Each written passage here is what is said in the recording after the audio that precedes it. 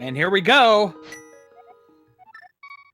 Got a couple different places to start here. Maligord finding lamp in the sanctuary chest. Yeah, did not see what was in Link's house, unfortunately. It looks like 20 rupees going by the rupee count on Makinx's screen. That makes sense. But finding the lamp early, especially in Swordless mode, is pretty major.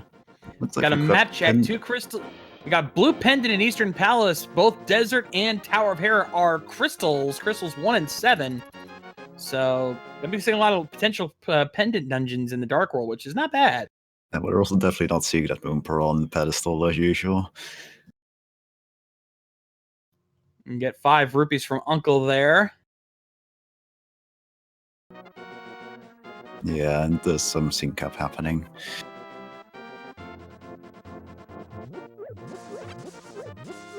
Okay, let's see what's in the Uncle's chest back here. Oh, silver's right off the bat! Wow, Holy cow! That is an incredibly important find in Swordless mode.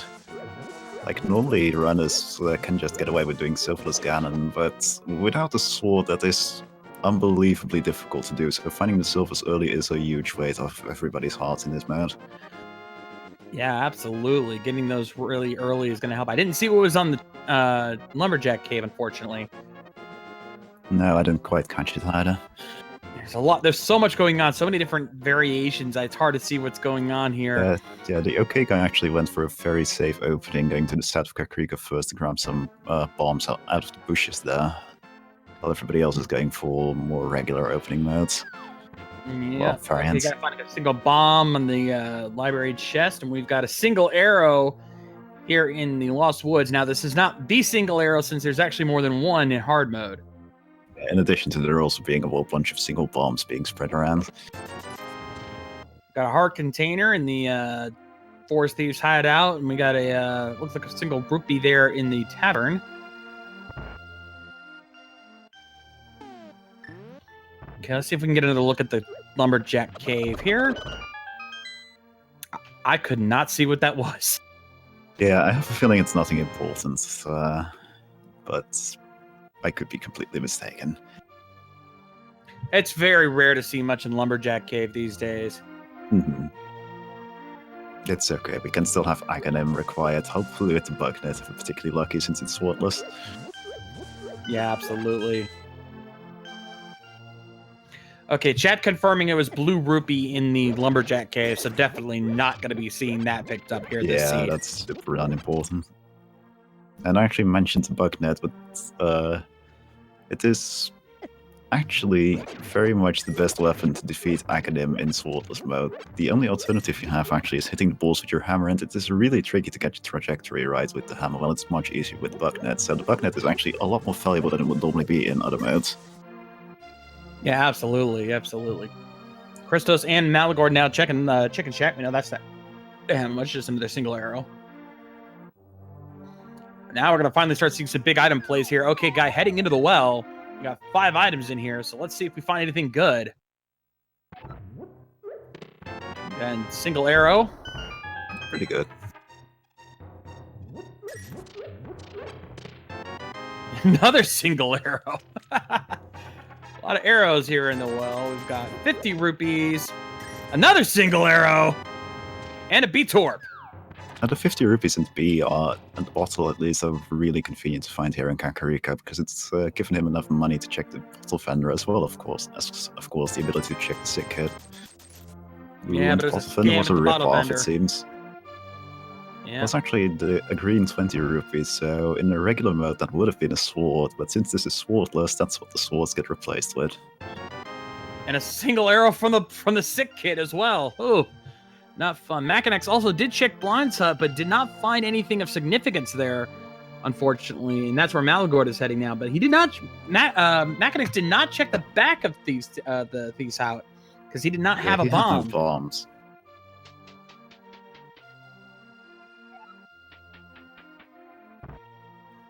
So let's see what Maligord finds back there. This could be a difference maker if Makinx has to come back for it, which he is getting a bomb for, though it's only just a big 20.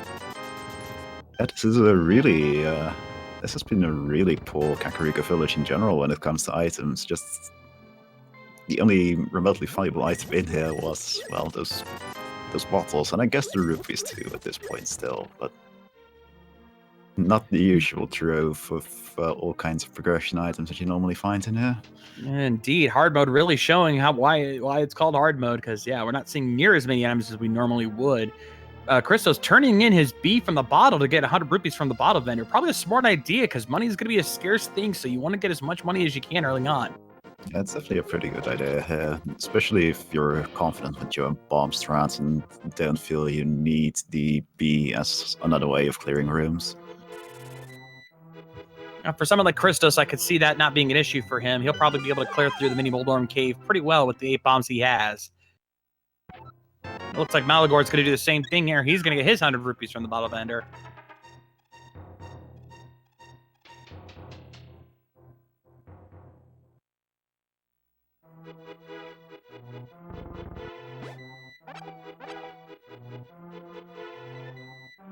So we're seeing a lot of similar strats here from all of our runners here. We're waiting for somebody to head to the South Shore, because that's where we're going to start seeing some plays made with the dam, the mini Moldorm cave, and the Ice Rod cave. It looks like Christos is heading. He's going to head up into the Lost Woods as well. Yeah, Christos also. Christos did check the castle first, but then went for the Sultan Kakariko entry as opposed to heading in through the north in the Lost Woods. So this is his first check of this place. Maligord now saving and quitting after the race game. I think he's going to be the first one to check the South Shore and gets his big 20 from Link's house. Let's see what else he finds.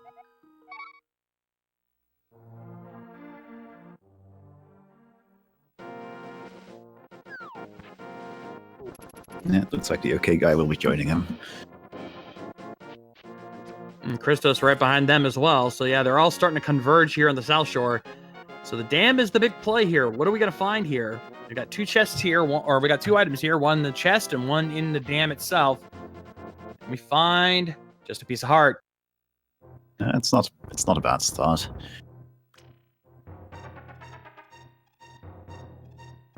The OK guy gonna be the first one to drain the dam. Let's see what soggy item has been sitting in there.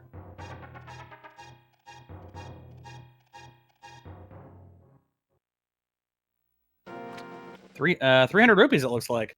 That's a pretty good treasure trove, and it's a really timely find, actually. Yeah, for some of our runners like Maligord here, that's gonna be Zora money right there. Yeah, so I'm definitely expecting to see the fake flippers play, even without the Moon Pearl right now. So Maligord to be the first person to enter the mini Moldorm cave. It's gonna be tricky with only just bombs, but you know, I know Maligord and Christos especially are pretty good runners. Makinx not too bad himself. Ooh, having a little trouble there with that first mini Moldorm. There we go. Yeah, I personally find that getting that first one in the middle is actually the trickiest part of the whole business, just because it's, well, the one that's most likely to actually hit you while you're trying to do this, while the other ones are just kind of out of the way, so you can safely pick them off. Okay, guy gonna use that golden bee to take out these mini Moldorms. So let's see what Christos can find. We've got 5 rupees, ether medallion, piece of heart. Ooh, single arrow, and the flute. Yeah, the flute is very nice. Yeah, with the flute and the lamp, Death Mountain is in play. It also looks like Maligord is just going to immediately turn in that flute, which I can't blame him for. True. I mean, to be fair, one thing I've always said is that the Ice Rod Cave is one of the most difficult areas to route, even if you have the 2 easy items to get there, the boots and the flute. So I can understand him not checking it, but at some point he's going to have to, because if there's a good item there, you're leaving that behind, and I've seen many runs ruined that way. We'll see how that plays as Christos is heading up there. You do have to be careful, though. These crabs can do a lot of damage, and especially for OkGuy, who's very low on health, and Christos not doing much better. Yeah, the OkGuy is taking a very safe approach right now. Just a single arrow. Taking his time. Yeah, just taking his time, making certain that nothing hits him on the way here, because you do not want to have to make this strike a second time. Indeed, and for Maligord, the goose is loose! Duck is amok.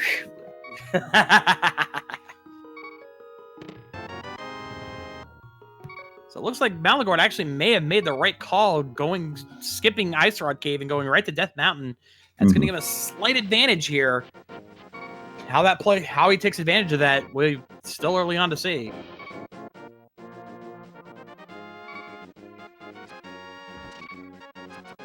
Yes, of the two, I am in fact the one that sounds like he's from Europe. And I'm the one that's too loud all the time, so. Yeah, exactly. I'm the dude. So just for supreme clarity, I'm the shade. I'm not the shades. I'm the dude, and he's the shades. Yes. We got a piece of heart on the float in Lake Hylia Island, and we got another piece of heart from the old man on Death Mountain. Okay, guy, now gonna head over to the hobo. See what he can get from there.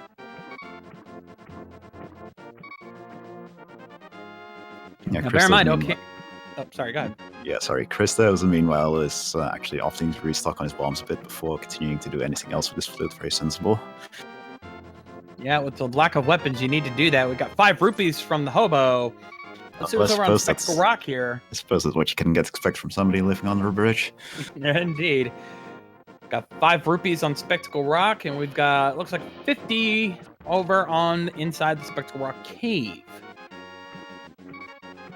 Christos is going to brave into the dungeon area of escape using only bombs. Bit of a tricky play, but for someone like him, seems to be the smart one.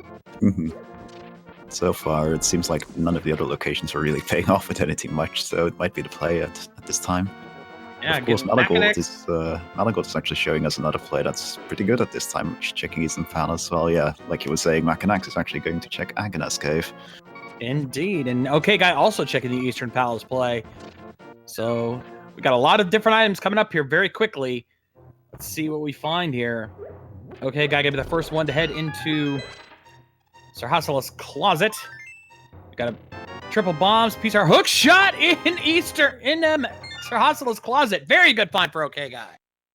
Yeah, ChristosOwen meanwhile found a key in the back of found a key so far in this cave, which is actually going to be valuable right now because he doesn't have a glove yet, but he does have the lamp, so it might be that his first glove is in fact hiding in the back of his cave and was considered accessible by that lamp. Yeah, that'll give him access to a few more items there, so very good call. But with the hook shot, OkayGuy and Maligord now have a better chance of checking Death Mountain. They can check East Death Mountain very early, opening up a slew of items. There's the map and escape. Yeah, in between the flute and the hook shot, that's actually a really... I'd say that it's a strong sign that there is going to be something really important in East Death Mountain.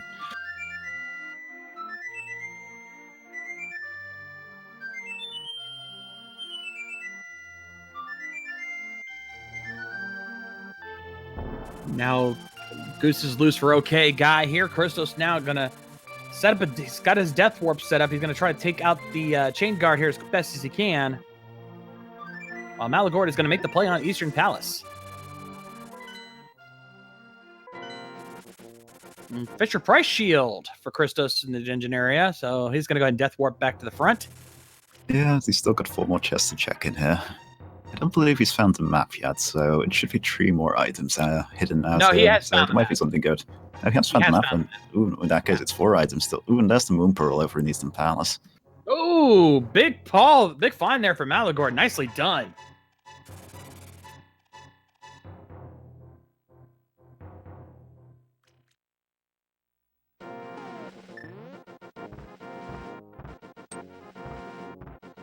Now Makinx making the play on the dungeon area here.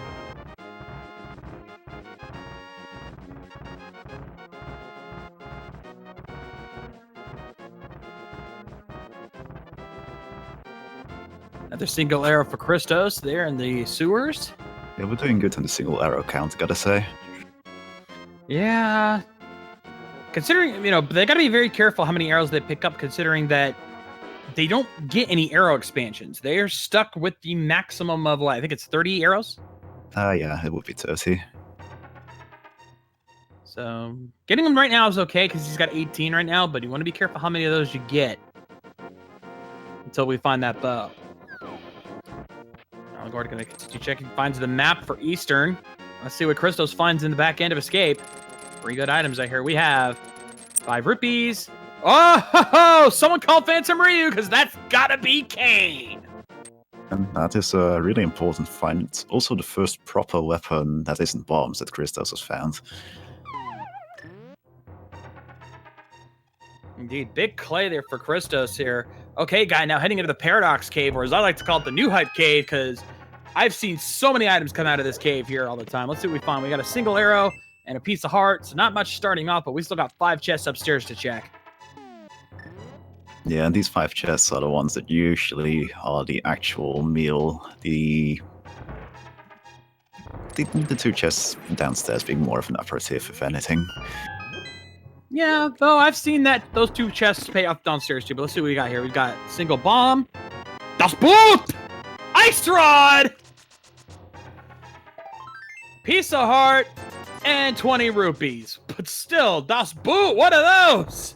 And again, the ice rod is also really big. And ooh, that was an attempt at a hopper by the OkayGuy, but he didn't quite get it. He is actually capable of doing those, though, so he's probably going to try the second time. Yeah, Maligord now trying to damage boost his way over to the big chest there. Finds a piece of heart.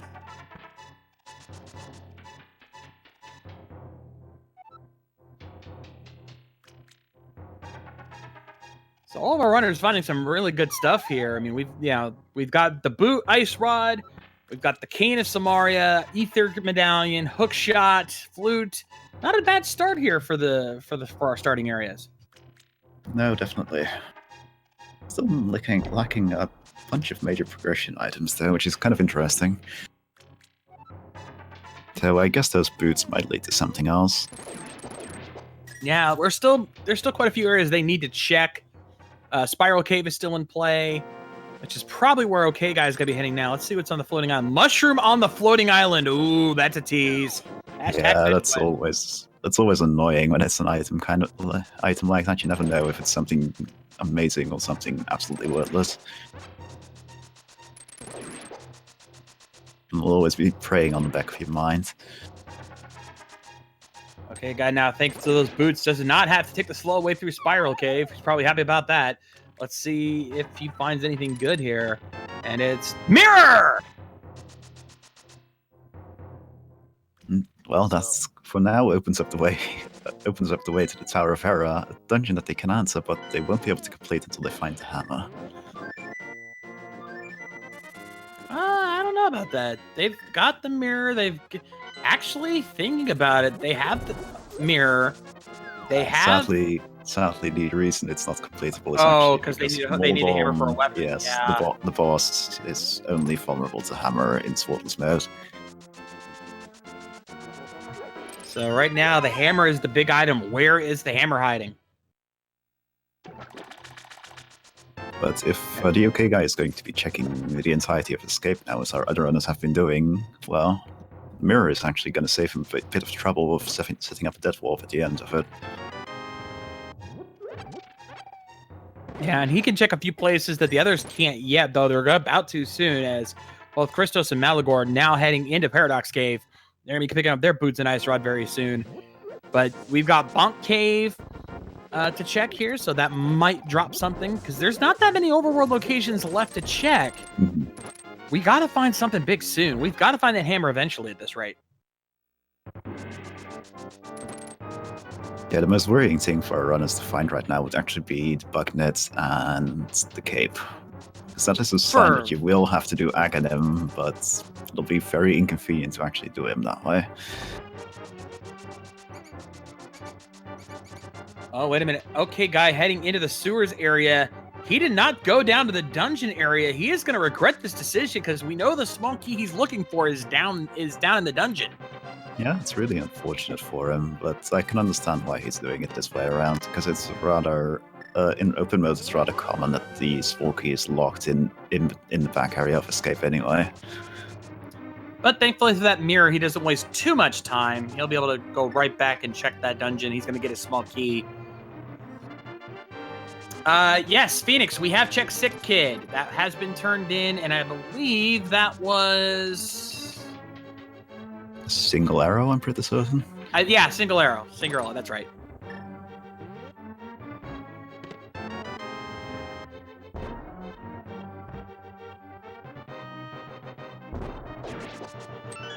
All right, both Christos heading over into Spiral Cave. Maligord not too far behind. Makinx now heading to Death Mountain. He'll be getting his Paradox Cave mother treasure trove here shortly.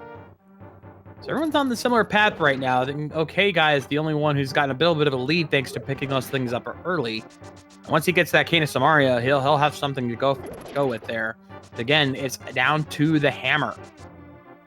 He's actually a bit. The OkayGuy is actually in a little bit of a tricky situation though, because he's down to a single bomb and he's trying to clear, well, the escape right now, but that takes more bombs than one. It's going to be tricky.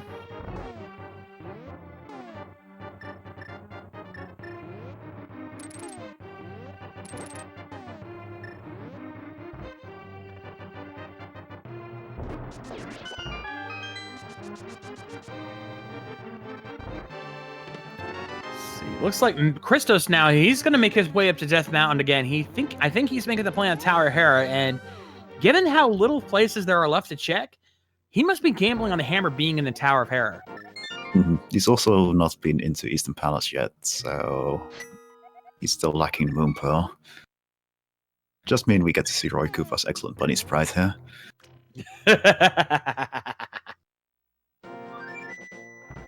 There we go. I just love the bunny in the shell and the shades. Yeah. As a sunglass aficionado, I approve of that costume.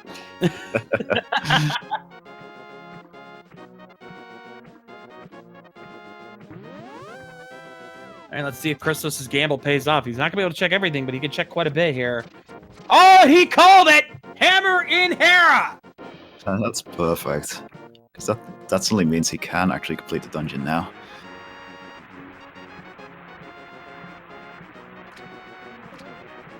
Yeah, he made the call. Single bomb over on Zora Ledge. OkayGuy going to turn in his 500 rupees here.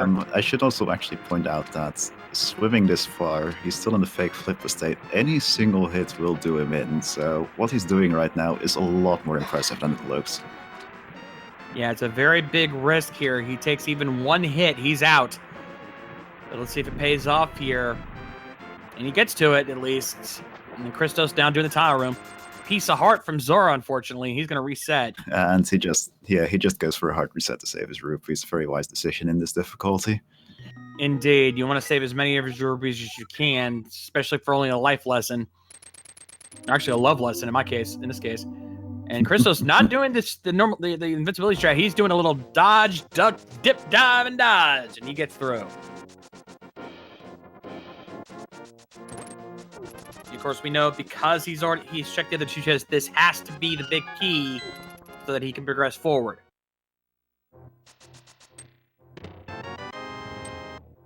Got a single bomb in the Bonk Cave, so not paying off there for OkayGuy. That's only because we know where the hammer is, and he's going to have to make that play eventually. So let's see what he's deciding to do here. I should also mention that in this particular game mode, the hammer will actually open the barrier into Aghanim's tower. So in that regard, they have one avenue of Dark World access right now, which would be beating Aghanim. Indeed, yeah. The hammer has been modified in this mode to do a lot of the things the sword would normally be required for, so that way you can do this swordless. Another single arrow there in Tower of Hera. And I do believe that actually pretty much guarantees they will have to do Aghanim. Barring the one little sequence break we haven't seen, which is the Waterfall Ferry, because the only one of our runners who went up to the Zora area didn't have the Moon Pearl to be able to check the Waterfall Cave with fake flippers. Indeed. Chris is now heading into Trolldorm. He's not checked the big chest because he's done his item counts. He knows that the map and compass are all that's left, so that means it has to be one of those in the big chest and the other on Muldorm. So he's just going to finish him off no trouble, and get to the map.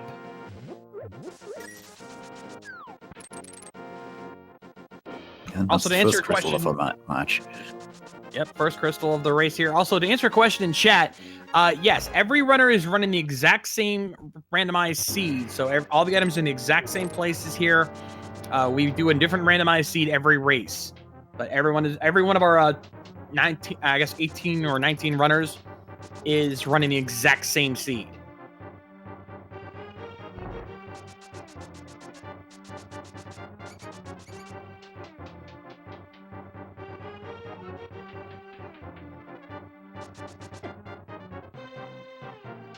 And looks like the OK guy's making his way back into escape. He'll be very happy with the Cane of Samaria he'll find at the end of this. Yeah, I mean, even if both Desiree Meyer and Total Rock end up being pendant nudges, which is highly unlikely but possible, you know, having that cane is still useful. It's useful as a weapon. Plus, it can save some trouble in places like Ice Palace. So there's definitely nothing wrong with picking it up. Plus, it is absolutely required to reach a couple of the chests in Ganon's Tower, so it's one less gamble you have to take if you would enter there without the cane otherwise. Absolutely. Best part is because he has the boots, he doesn't have to waste a bomb to get in here. Oh, and Darkfalls 1983 just pointed out that one of our runners actually talked to Sartarala and informed us that Thief's Stone is one of the pendants, so the cane is definitely required in this particular suit. Oh, absolutely. So yeah, that's definitely a good bit of luck there for everybody. That's why when you see like this, if you haven't found the green pendant in the light world, check with Sir Hasla. Saves you a little bit of time. Again, I was checked. It was 3 bombs. Yeah, we've pretty much checked every major location so far. I don't think there's anything left that we could check. Yeah, no. I'm pretty certain that in between our 4 runners, every single major location has been checked, and the only avenue of progress that is within logic is going to be Aghanim. Yeah, I think we can safely call Aghanim Seed confirmed. Like I said, there's still this small possibility of using the Moon Pearl to check the Waterfall of Wishing.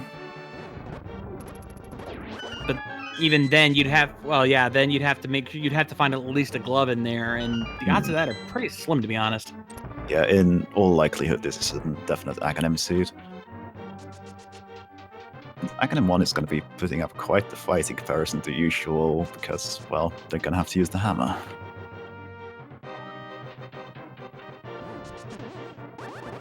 It all depends on if anybody goes Fake Flipper to the waterfall. But at this point, it's kind of out of their way to do that. I don't see anyone really making that gamble. Mm-hmm.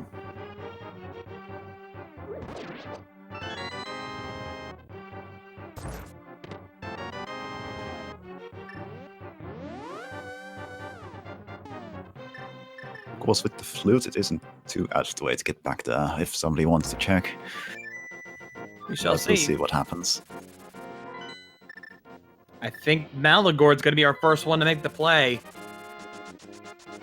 I'm not certain if he's checked most of Escape yet, though he'll have he'll definitely have an easier time than a bunch of our other runners due to having the hammer. Nope, he's heading to Uncle. He hasn't checked that yet. Yeah, it's very important that he does so, at least, because he does need those silver arrows. Yeah, he'll want those. Because unlike Sword of Mode, silvers are required for this seed.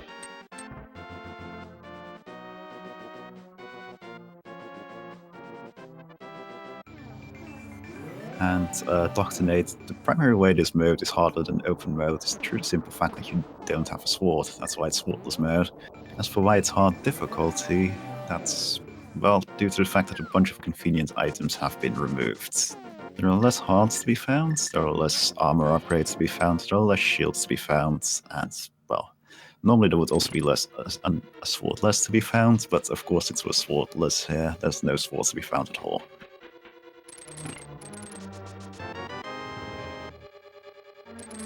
Alright, Christos now fake flipping over to Hobo. And he might be the one to make the play on Waterfall, because he's probably going to run that, route that in. Yeah, since he hasn't done any fake flipper stuff at all yet, he's almost certainly going to do that.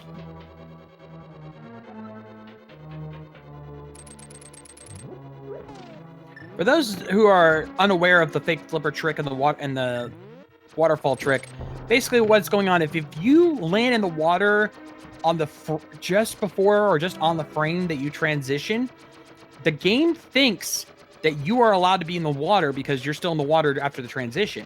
So it just assumes you have the flippers and can swim. Then, when you go into the Waterfall of Wishing, if you have the Moon Pearl, it somehow just puts you in this weird water walking glitch. Yeah, I believe it has something to do with the moon pearl cause the actual effect of the moon pearl basically being to reset link state whenever you enter the overworld. That seems to make sense. Normally this would be to prevent you from turning into a bunny, but in this particular case, it's well. Oh, what the? Christos grabbed the chest there, got a piece of heart, and then is suddenly fake blubbered again. The water walking actually breaks if you get a fourth piece of heart and get an extra heart out of it. It's kind of inconvenient. Yep. Oh, and he is going to throw a potion in, or a bottle in, and get a free potion here from the fairy. Not a bad idea. Saves you some money there. Get himself actually gets himself a B-Torp. Never mind. Still.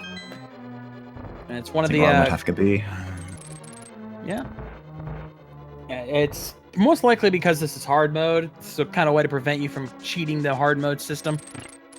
Yeah, I do believe it's actually impossible on hard mode for the you basically can't get fairies in bottles at all on hard modes, including through the waterfall fairy or just finding them or catching them with your bug nets. So, and I do believe they actually get replaced with bees if that happens. So bees in bottles are more common than they would normally be.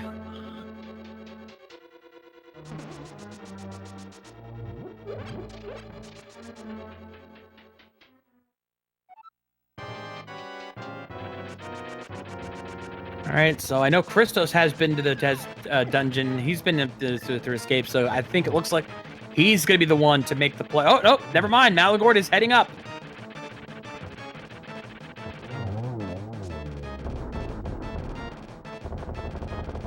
Maligord is going to be our first person to make the play on Aghanim 1. Yep, and Christos is hot on his heels.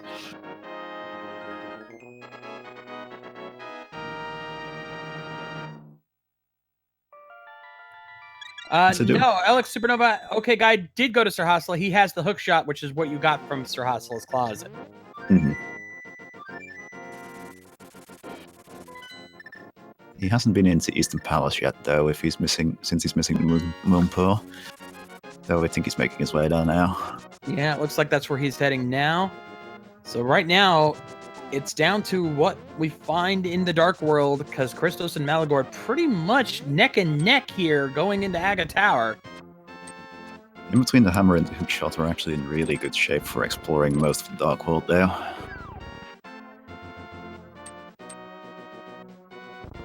They'll be able to hammer the pack and go across the river that way, or they can just go straight down, set the Hype Cave if they want to. So yeah, there's a lot of potential for items to be found here. Answer a question in chat. Yes, if you have the bug net, you can recapture a bee after you use it, if you can use it before it flies away. And that does still apply to hard mode, since the bug net only does not work on fairies. Is okay, guy gets his Moon Pearl.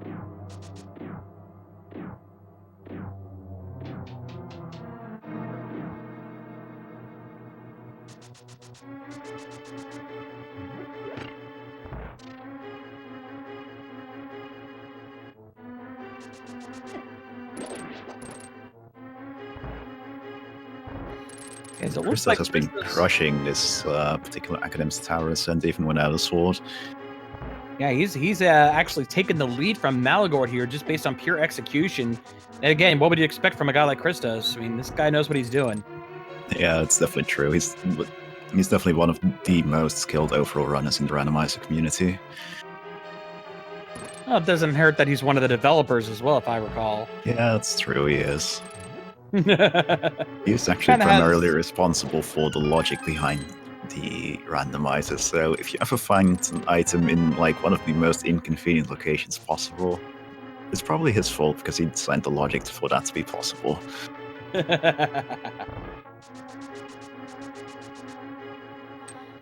So Christos indeed could be the first one to reach Aghanim here.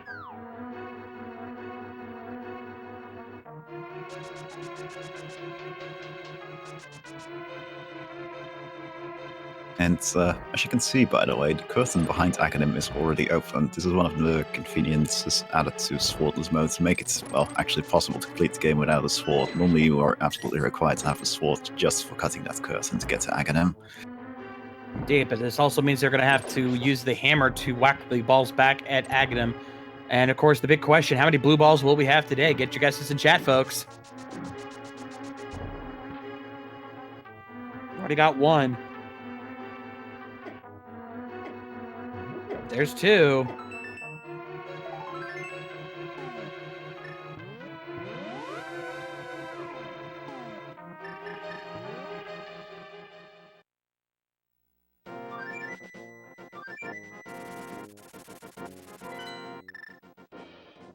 He's been doing pretty good so far on actually deflecting the ball successfully. Not a single one missed. There's three. That's three.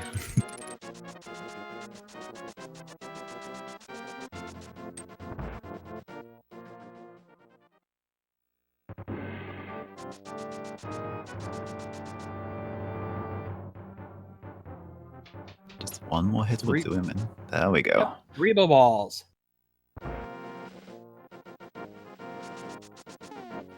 So it looks like Minnie Newman and Nothing 828 got it right. They guessed 3. So let's see what's on the pyramid today. Might be something good. I'm still missing a lot of things. Oh, the bow! Oh my, that is super good actually. Really convenient to find here too, because it can just send you straight into Palace of Darkness, even though it's pendants. Indeed, and we got Swamp Palace and Pod as our red crystals, and it looks like red pendant at Ice Palace.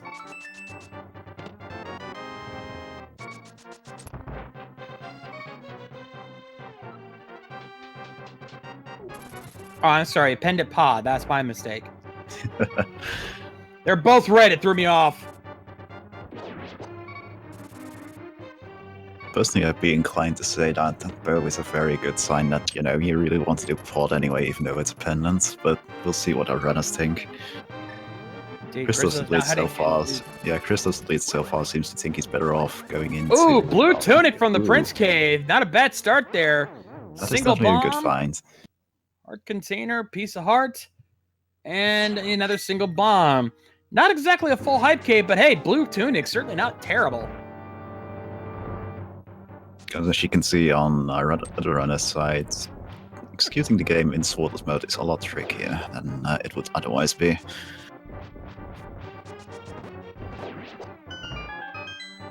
All right, Chris is now going to head down to the south end of Dark World here. He's going to check Cave 45, or the Mirror Cave as I like to call it, and of course, good old Stumpy.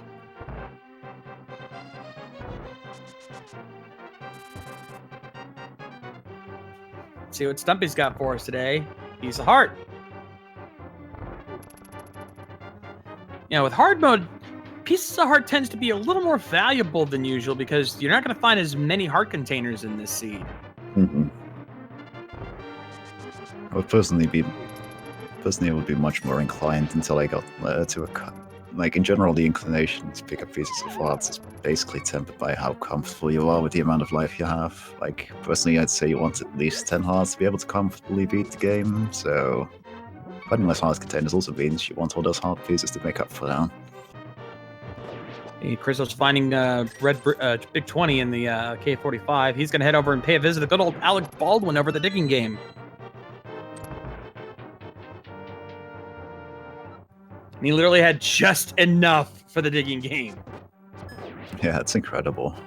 You don't see that often. And in fact, I think that might have weighed in on his decision to not immediately go into pod as I was suggesting, because I'm not certain if he actually had the 110 rupees that requires. He did not. And in fact, even though he's found the triple bombs, which is the item here, he's going to keep digging because he wants to find as many rupees as he can. Try to get over 100 at the very least so he can check the chess game in Village of Outcast. And he just barely got enough for that.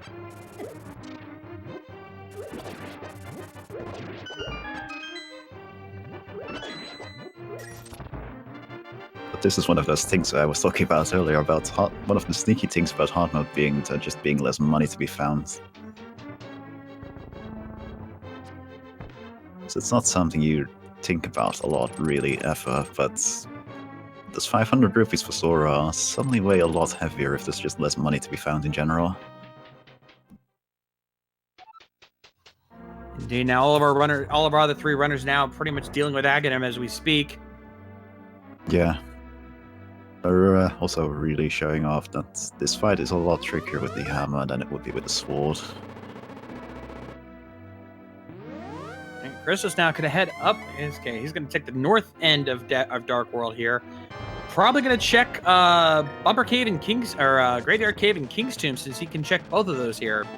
Mm-hmm. It definitely makes sense to do that while you're here. Making very good use of the fact that those rocks actually bonk into 20 rupees to get a little bit of extra money. Yeah, he now has his pod money if he decides to make that play. Let's see what he finds here in the Graveyard Cave.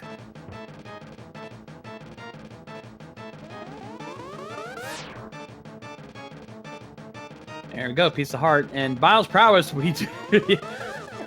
Yeah, I know, that's what we're saying, but it's true. Oh, and Maligord takes a death.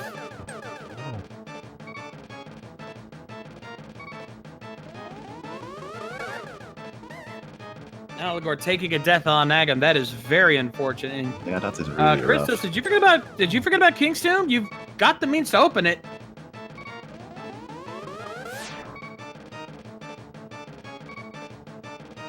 And apparently this was Maligord's second death to Aghanim, so he's just not having much luck there. We find 5 rupees there on Pepper Cave. I didn't quite catch his first there, but I figured it had to be, considering I saw him back at the start of the entire area earlier. He was pretty much neck and neck with Christos before that.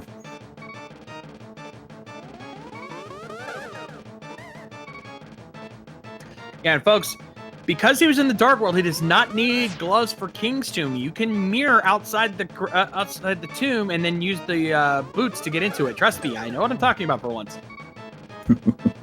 And yeah, you just need some means of reaching King's Tomb, which in this case is Dark World access, and the mirror and boots is plenty. And oh man, it looks like you get a really rough amount of blue balls if you miss even a couple of regular shots on Aghanim. No kidding. OkayGuy in very big trouble here, as Makinx has defeated again. He's in the Dark World, and he is actually going to pod. Yeah, it makes sense. He actually has the money for it. Indeed, and with the later versions, with these more later versions of the logic, pendant dungeons tend to be a lot more item lucrative, so I don't blame him for making this call. Mm-hmm. Like, it wouldn't surprise me if Christos would have made the exact same call if he had the money for pots to begin with. All right, Christos finding the red shield in Skull Woods. That is the max shield upgrade, so he's got the blue tunic and the red shield. So he's pretty much maxed out his defense for this particular mode.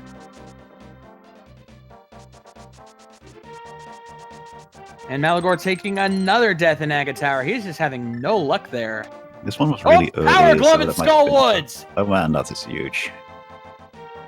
That makes getting back into the Dark World in various positions incredibly convenient compared to what he was, compared to always having to start from the pyramid. Indeed. Also, shout out to Fishy for the $4.99 resub. Appreciate the support, my friend. Congratulations on your third month of subbing in a row. Now your target's something else. I think. Does it change the sub icon? Probably does. Makinx finding a lot of the small keys. As we know, Pod is also nicknamed, thanks to Dr. Bobtastic, the Mullet Mansion, because there's a lot of keys towards the front, and the rear end tends to have a lot more of the items that you'll find. So, like any good mullet, it's business in the front, party in the back.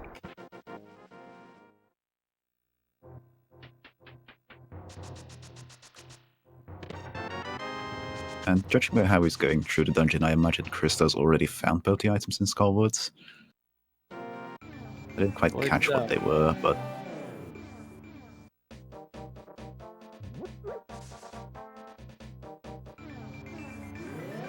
Also, we found a green potion in the King's Tomb on, I think, Makinx's side. Or no, not Makinx. TheOkayGuy. Yeah.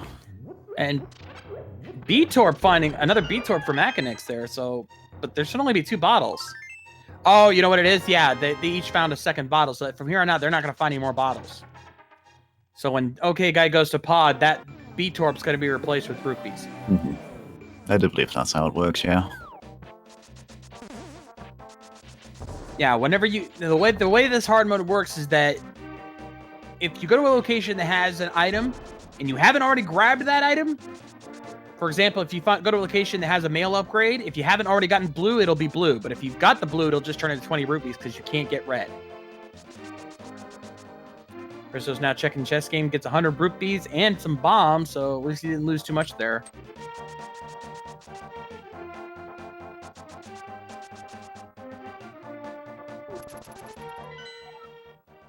Now they're pretty much reaching a position where they pretty much have to go into one of those pendant dungeons to find things. Makinx is, of course, already in the pendant dungeon, but if Port doesn't turn out to be the answer, Thieves Town might be. Indeed. A small key and the big key there in Pod.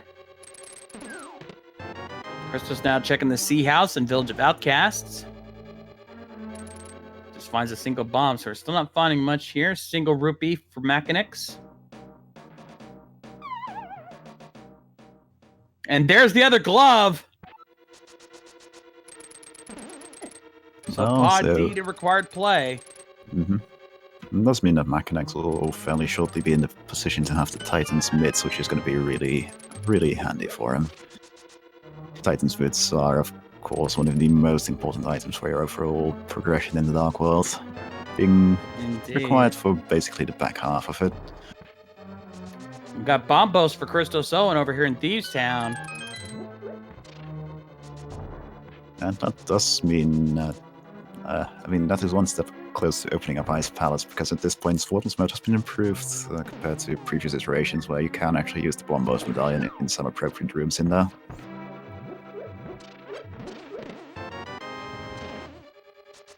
All right, Makinx has found all the items. He is out of Pod.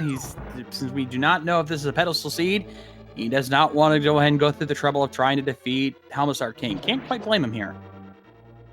No, I definitely can't blame him. It's fairly low on health and everything. Though he seems to be considering it anyway, but nah.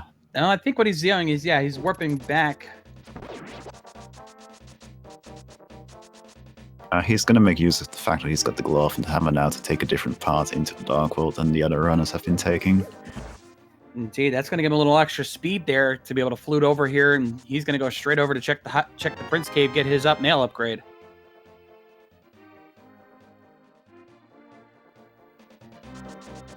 And yeah, Makinx did find a second bottle in Palace of Darkness Beatings.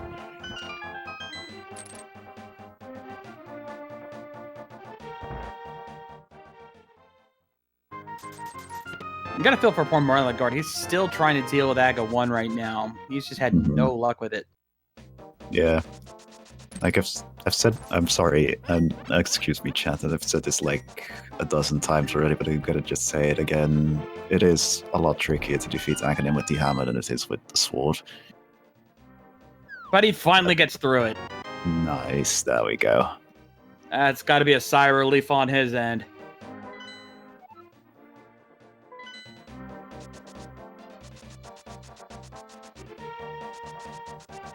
And at least when he goes to see what's on the pyramid, he'll probably be like, okay, you know what? This was worth it.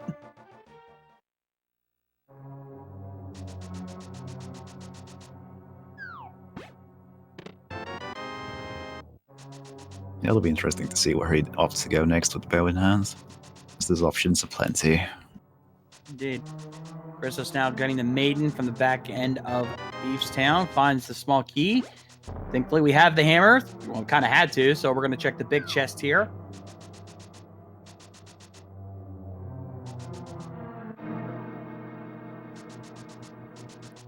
And just 5 rupees.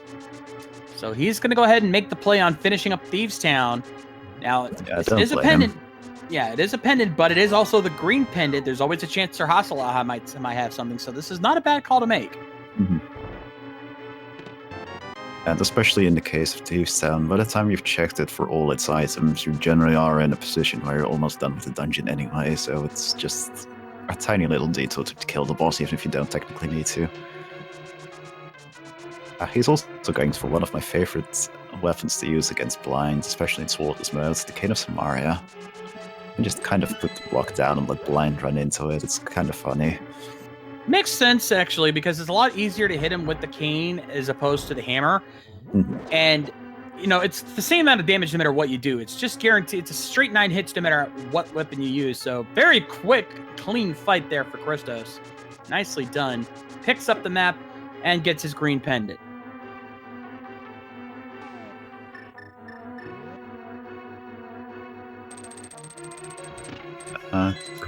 Running with the hammer out will only work on pegs, and it actually doesn't work in sword. Interestingly enough, it doesn't work in swordless mode. The property where it allows you to run over pegs requires you to have a sword for whatever reason. I imagine it's similar to the fact that you can run through bushes with the sword out that causes it, but I'm not exactly certain why. All right, Christos now going to head over to Pod. Now that he's got that power glove, he can just immediately use the portal there. And along the way there, he can actually quickly mirror back in the little hedge maze section of the area along the way to Palace of Darkness to hand in his green pendant. Yeah, he most likely will do that, and if he gets something good for it, it'll be worth it. So let's see if that pays off for him here. Yeah, but if nothing else, it's Palace of Darkness will at least give him the Titan Smiths, which is going to be a big find for him. All right, mirrors out here in the maze. Puts him right in front of Sir Hassel as well. Little shack here. What do we get? Just a bomb.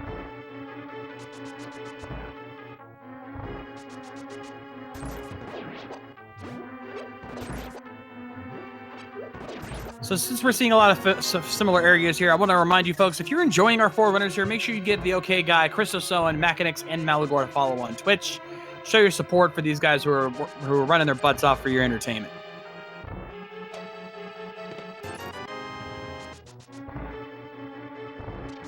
I would also like to make a quick shout out to our two wonderful trackers, B-Links and Dark Force 1983, who have been doing a lot of work behind the scenes here to make certain that we all know exactly what items our runners have.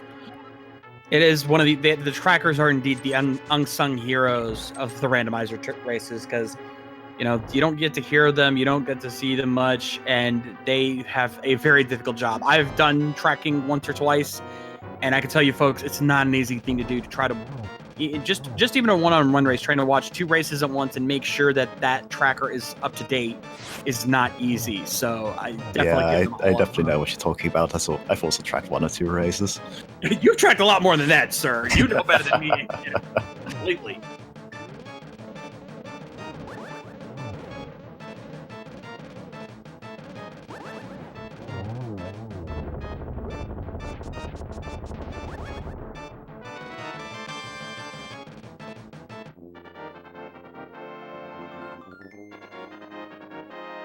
Yeah, the interesting thing is, once the runners do all pick up the Titan Smiths and such, what will they do? What is the next step at this point?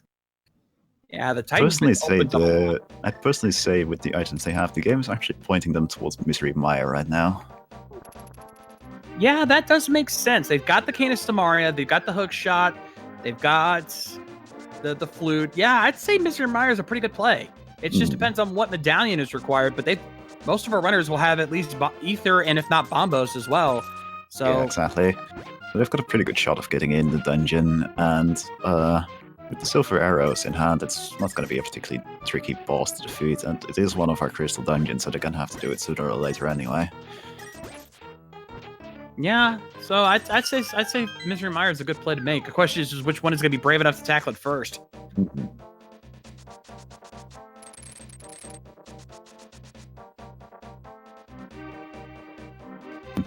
Maligord's actually being really careful here about picking up all the rupees in this particular room. There are actually, much like Hulahan room, 225 rupees waiting to be picked up in this room in Palace of Darkness that people usually just charge through, but Maligord is very wisely picking them up so he can refill his potions with, well, potions.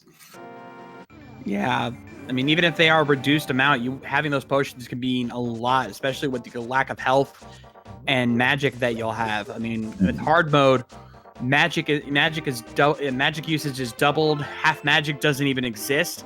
Oh, Makinx now in the Meyer Shack. We've got a big 20 and a 5 rupee. I did not see what medallion is required for Meyer here. Yeah, I also didn't get a chance to see. I didn't realize it was there until just now. Yeah. Oh, but he is actually going to warp over. He's going to go in the desert. And that is also actually a really good idea now I think about it. I hadn't even thought about the mirror giving access to the desert on top of Mire. Yeah, that could open up a lot because a very sensible play to make now. It's a lot easier too than Mire is. Yeah, and because he has the boots and the lamp, he can full clear everything in here, so nothing's gonna hold him back. It's definitely the right call to make. I didn't think of it either.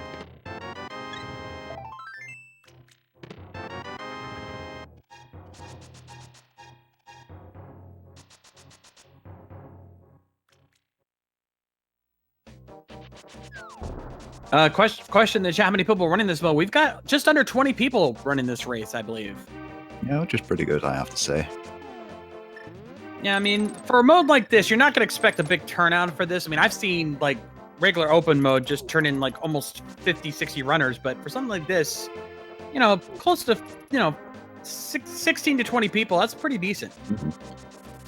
One of the more difficult modes, especially when it's Friday and 2 PM, I'd say that's pretty good.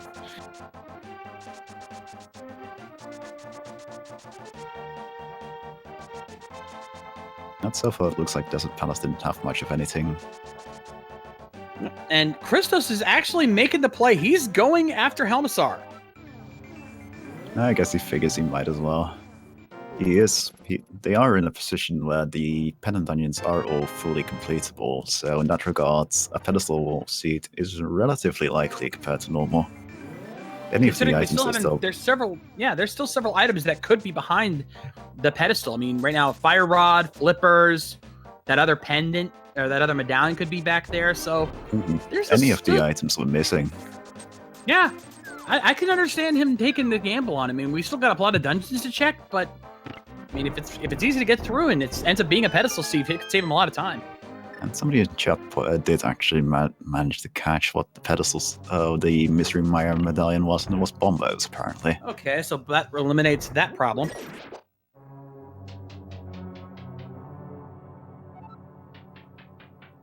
So it comes down to what's on Turtle Rock, I guess. Mm-hmm. It does mean that Makinx isn't in a position to check, go into Mystery Mire right now. Which is probably why he made the Desert Palace play instead. Very quick kill on Landmolus there. And he gets... Oh, literacy! Oh, I just realized.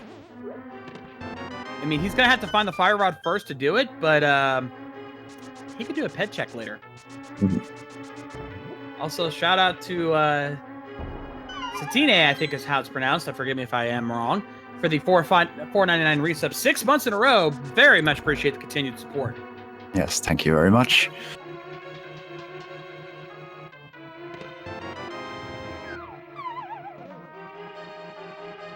You know what I just realized? What if Fire Rod is on the pedestal?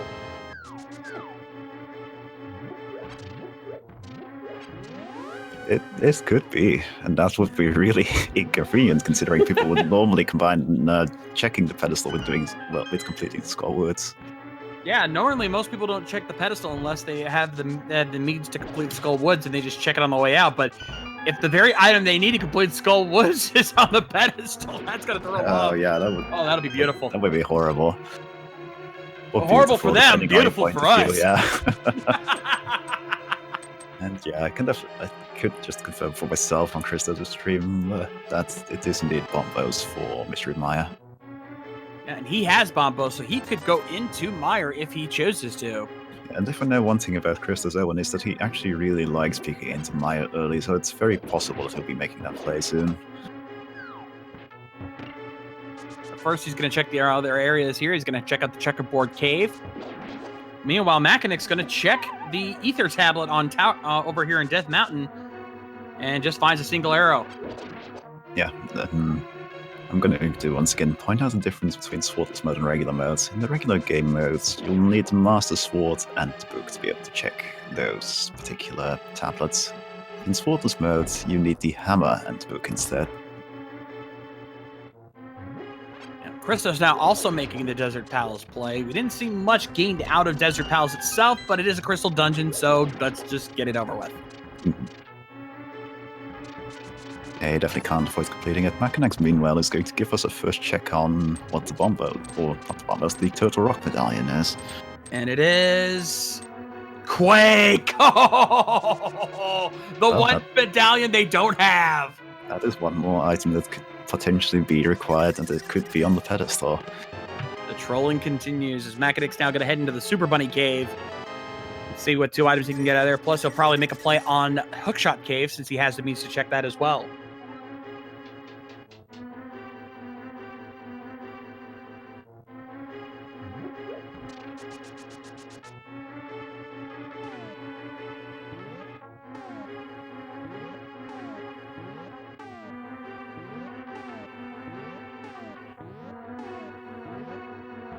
Yeah, could be all kinds of exciting things in here. All right, let's see what we find here.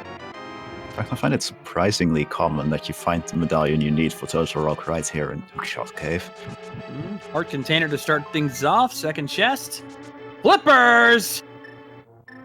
That's pretty good. Yeah, I'd call that a good one there. And lastly, single arrow. So no medallion, but Flippers does open up. I mean, that puts Ice Palace in play. Ice Palace and Swamp Palace are both in play, actually. And those are actually the 2 crystals we need for the Pyramid Fairy. And Makinx going to head up to the floating island. He's going to pick up that mushroom to see if that comes out with anything. Definitely a good call in his position. You're up here, so you might as well. Yep, and it looks like he's going to turn that in right away, too. Bombos, I believe, was found in Thievestown. Sounds about right. Yeah, that sounds about right, because the OK Guy and ChristosOwen both completed Thievestown, or I remember them doing that. All right, let's see what that mushroom is good for.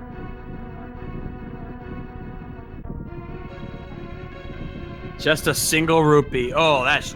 You cheap jerks.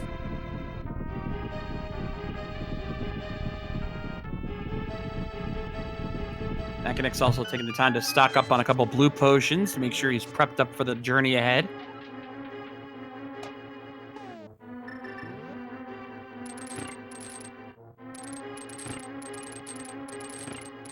If you'll excuse me for a second, I need to quickly take care of something. I'll be back in a minute. You do that. I'll hold the fort down. Makinx now heading over. It looks like he might be making a play on Swamp.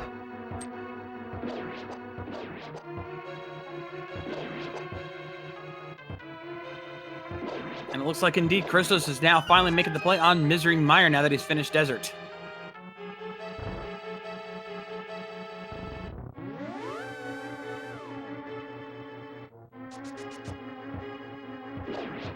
So we got 2 big dungeons coming up here.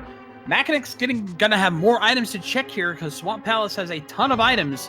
So this could put this, if there's gonna be anything big in here, this will be the place to find it. But Christos is gonna check Misery Mire, both of which are crystal dungeons, so both are required.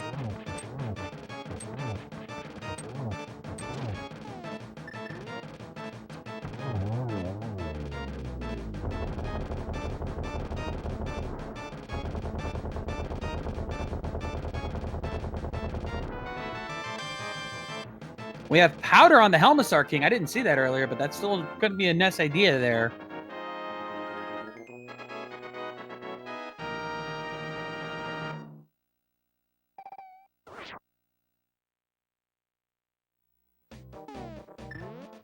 Maligord now, he's going to head over to the desert area. Let's see what Makinx finds. Compass right off the bat. And I'm back. Sorry about that.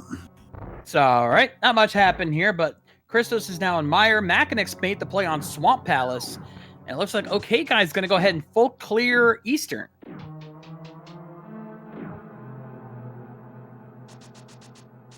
Yep, that makes sense while he's here. Bit of a risky play. I'm not certain if there's still an item left on the Armor's Knights, actually, but I guess he's banking on the pedestal being required at this point. Well, given the 2 items that are still in play, the item that's still in play, the Fire Rod, it's not unheard of. Mm-hmm. In fact, I think we could safely say the Fire Rod right now is our go mode item. because we know where the flippers are. Do we know what Quake is? Oh, that's a good point. Quake. My bad.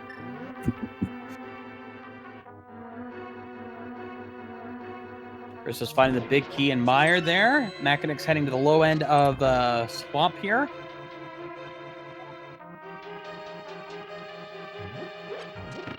It's going to be interesting to see which of them actually finds something important first.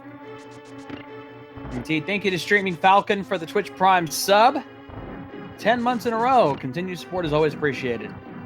Yes, thank you very much.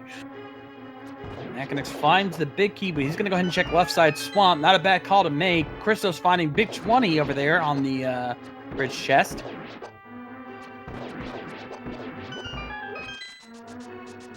Yeah, it's not his first item in Maya. So he missed the initial bit of exploration he did there. Yeah, he's found nothing but keys and dungeon items so far. Okay. And there was an item on the Almost Night, but it was just 50 rupees. Not really what I was hoping for there. Yeah, but it does make the play a lot. I definitely understand him making the play while he's there now, though. It looks like Christos is banking on the final item being Unfistrious. It's a small gamble, but the only other item is the big... he's got a couple other items left. We'll see if he finds anything. Plus, if Fitrius doesn't have anything, he can always go back in and check the big chest. Mad Alex, any item we're still missing right now could be on the pedestal. Yeah, Fire Rod and Quake are the two items we're still looking for, so either of those items could be, and either of those items could be pedestal.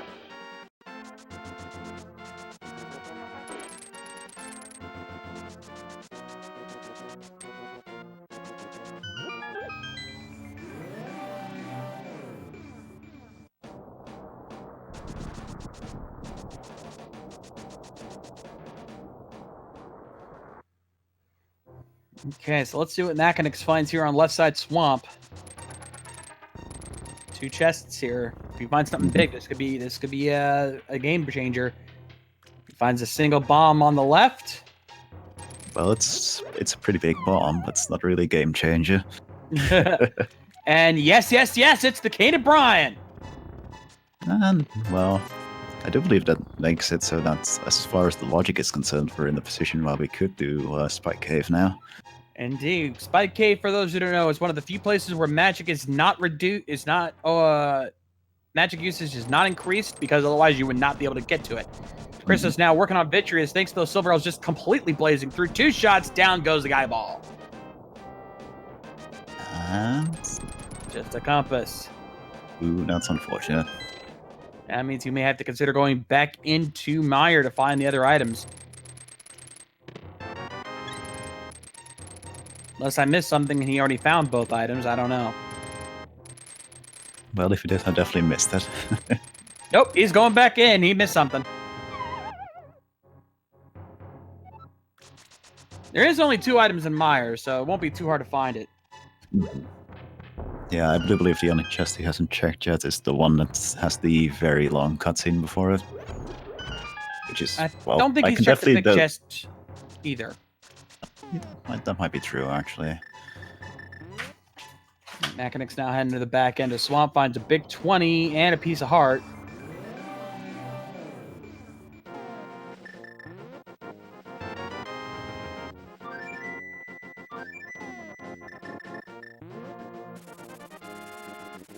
Another piece of heart there right before Argus, so he's going to see if Argus has anything on him, or at the very least get that crystal.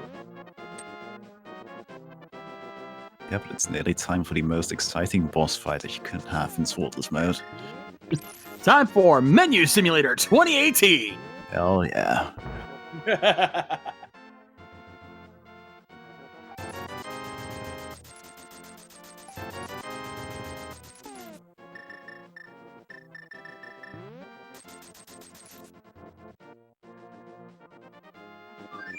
Yep, see, there we go.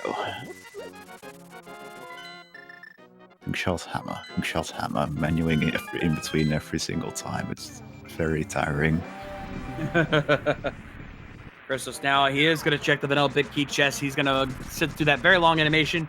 especially boring because you don't even get to see anything happening. You just see the room shake for a couple seconds.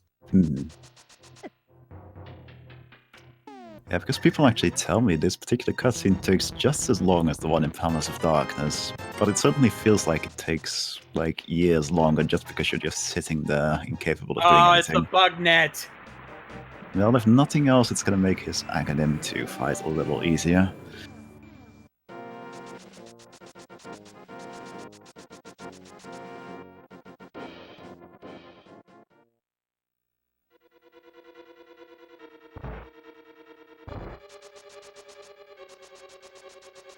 All right, so where is he heading now?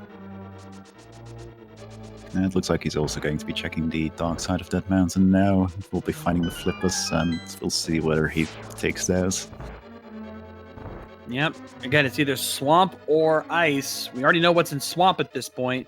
As Makinx is working on that last puffball there on Argus, takes it out. Now he's going to just, if he can just get a good shot with silvers, he's good. There he's just going to go hammer strats. He's going hammer.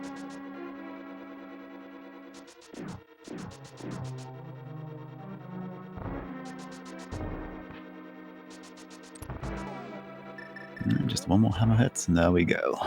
Makinx taking down Argus.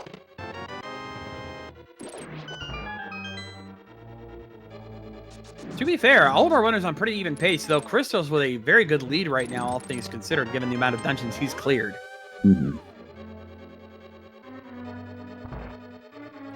But cancel out, take away the 2 pendant dungeons he's completed, and he's pretty much right on track with everybody else.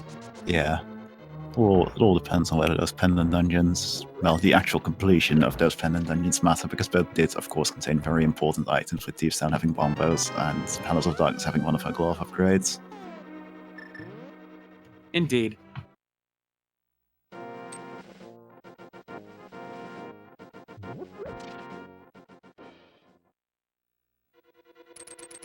Makinx checking Bombo's tablet, finds a heart container. Not the worst. Yeah, that puts the book in pretty bad territory, though. Because the other item we got off the Ether tablet was just, well, a single arrow. Looks like he's going to actually, if he's making his way here, I have a feeling he might be checking the pedestal. Or wait, he hasn't gone into Thieves Town, so he might just be going there. Yeah, he's heading to Thieves Town, which is not a bad call because we'll get his Bombos medallion. He got her hopes up for a little bit there.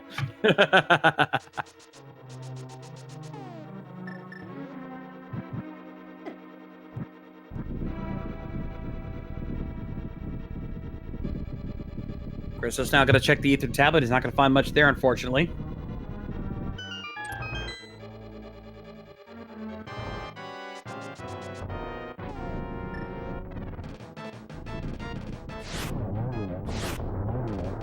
That's looking very likely, and it's looking very likely that the play at this point is going to be Ice Palace. It's just a case of figuring out when our runners make their way there. And Christos is making the play on Spike Cave. This is a bit of a gamble since he does not have the cane or the cape to get through here. I do believe it is just barely possible to do this right now, though. Assuming he has some extra kind of refill, but no, he doesn't. He just realized he's got no way to get through there.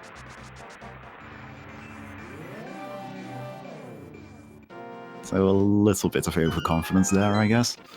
Just a tad.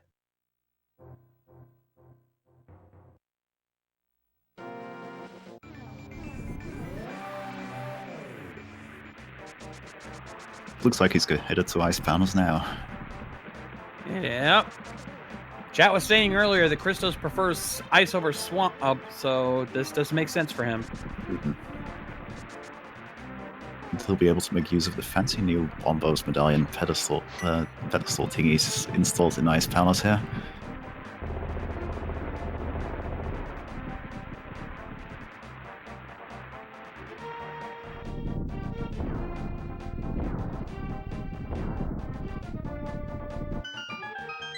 All right, okay, guy now heading into Misery Mire. Makinx getting his medallions out of Feast Town, so he's ready to handle Misery Mire as well. Yep, and he's just opting to hop straight out of Thieves' Town, just banking on the fact that there are no other important items there. And it's absolutely the right call to make in this particular situation, because there are in fact no other items there. Yep, he's actually going to pick up good old Jeremiah and drop him off, while Christos finding the map in Ice Palace.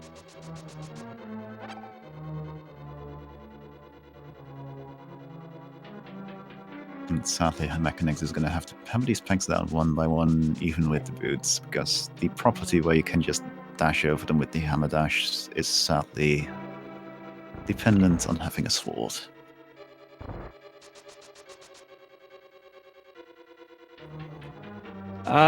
To answer a question, comment on something in chat here, in hard mode, even if they have the bug net, they cannot catch fairies. So in this case, having fairies would not help.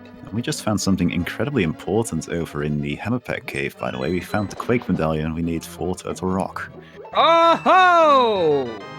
Big find for Makinx, and Maligord's going to find it himself very shortly. Yeah, that's something that might take our other runners a while to catch on to.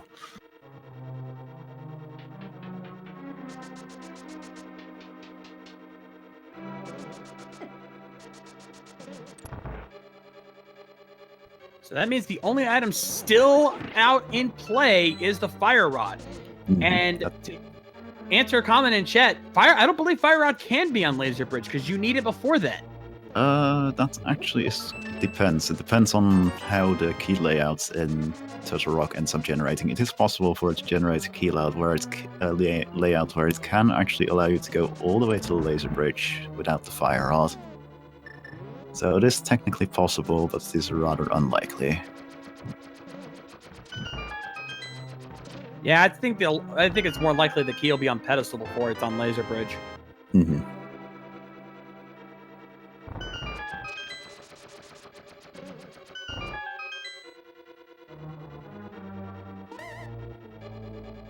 Christos now checking here. There's a single arrow in the big chest. So at this point, Christos is the guy we're watching here, though. Maligord checking the purple chest could have something.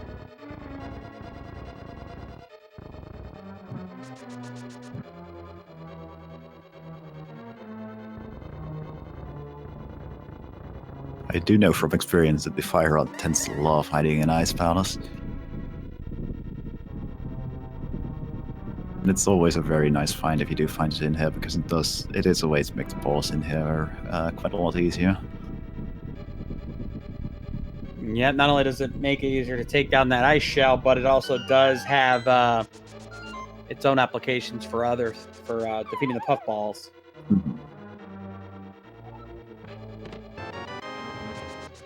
It is the most damaging way of doing damage to the actual puffballs, next to the gold sword, which does the exact same damage.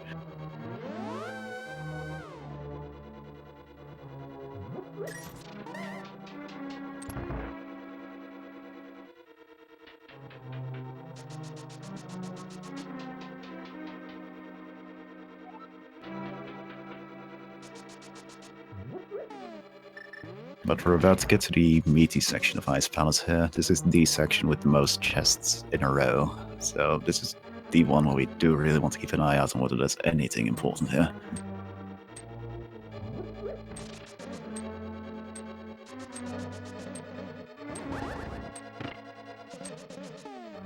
Shovel, uh-oh. Hashtag fetch quest again. That might be a Fire Rod, you never know. You never know. There's the compass, so definitely not yet.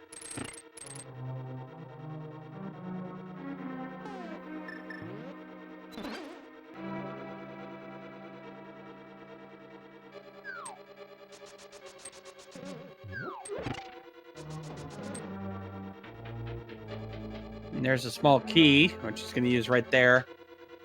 So it looks like Fire Rod is, unless Cold Steer drops it, Fire Rod is not Ice Palace.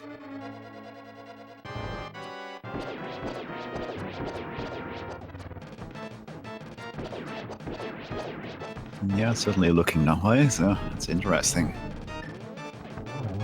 Because that means the possible locations for it turn more and more unfortunate.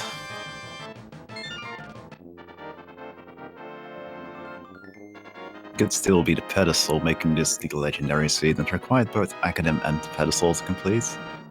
Oh, please let that be habit. I haven't seen a pedestal seed in forever. Or it could just be in Turtle Rock, which is also a fun location for the fire rod.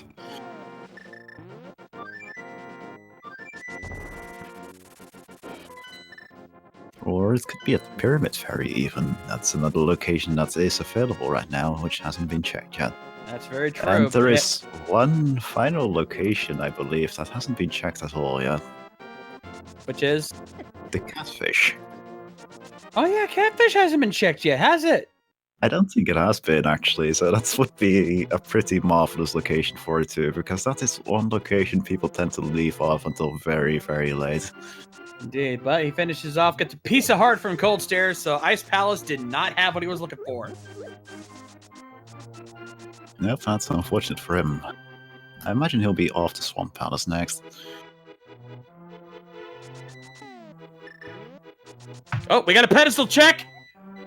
Oh, it's just a rupee stash. Aww. Mwah, mwah, mwah, mwah.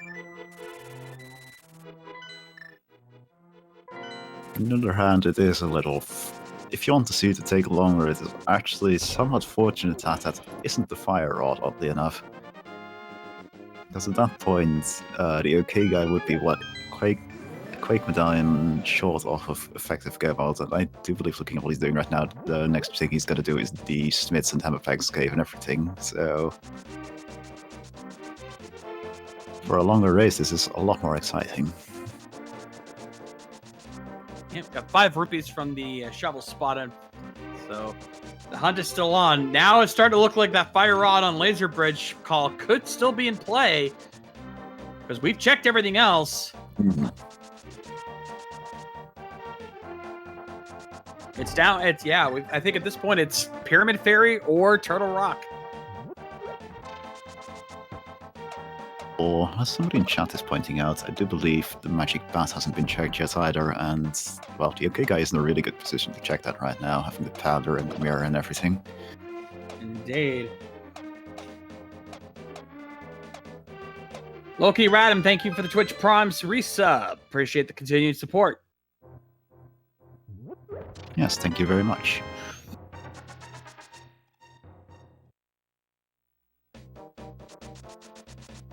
All right, both OK Guy and it looks like Christos will be picking up his Quake Medallion as well, so good for them. So they're going to be very happy with that call.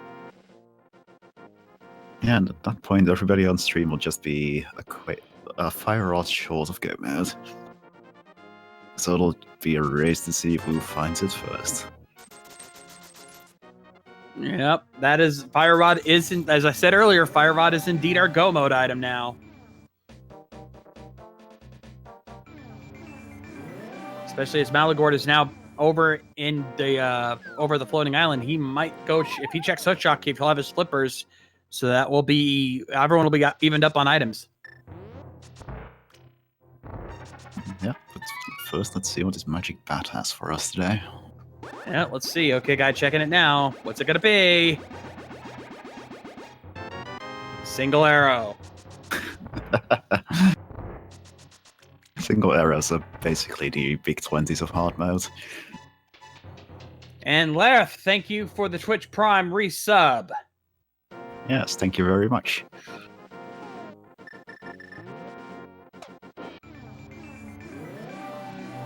And yeah, the enemy drops and such do still behave the same. It is only the potions you can buy for your bottles that have a changed behavior to be less effective in hard mode.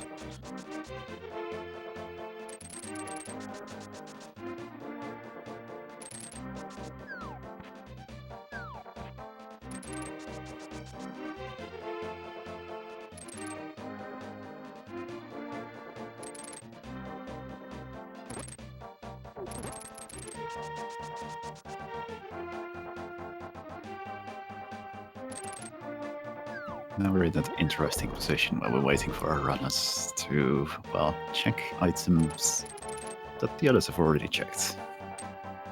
Yep. This is the part where we start seeing a lot of people making a lot of the same plays.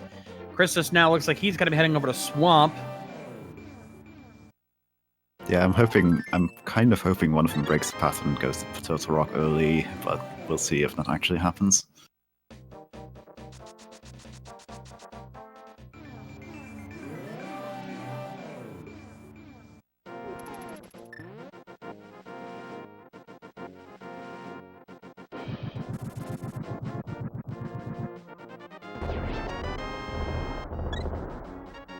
And Christos was going to check the bomb shop, but he realized, oh wait, I need to get the other red crystal. Oh, there it is. Yeah, he must have confused Misery Maya with Swamp Palace or something. Very understandable mistake. Yeah, at least it's After not one all, that hurts him too bad. He's right basically- there anyway. After all, they're basically the same thing. They're both palaces in the swamp, aren't they? That's very true.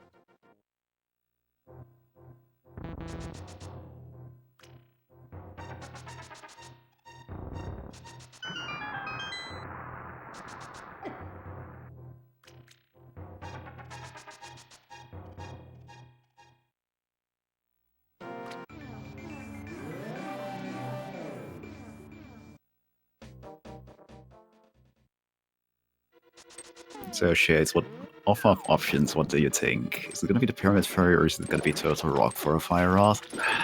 As much as I want it to be in Turtle Rock, I think it's going to be a Pyramid Fairy. Yeah, I do think it's more likely at this point, but it would definitely be more amazing to see it be in Turtle Rock. Actually, it looks like Christos is going back into Eastern Palace. I wonder if he might be giving us a pedestal pool after all, even with us knowing that the pedestal is just a stash of rupees. He personally hasn't checked the pedestal after He does all. not know. Yeah, that's going to be funny when he... Oh, he's going to be so debated.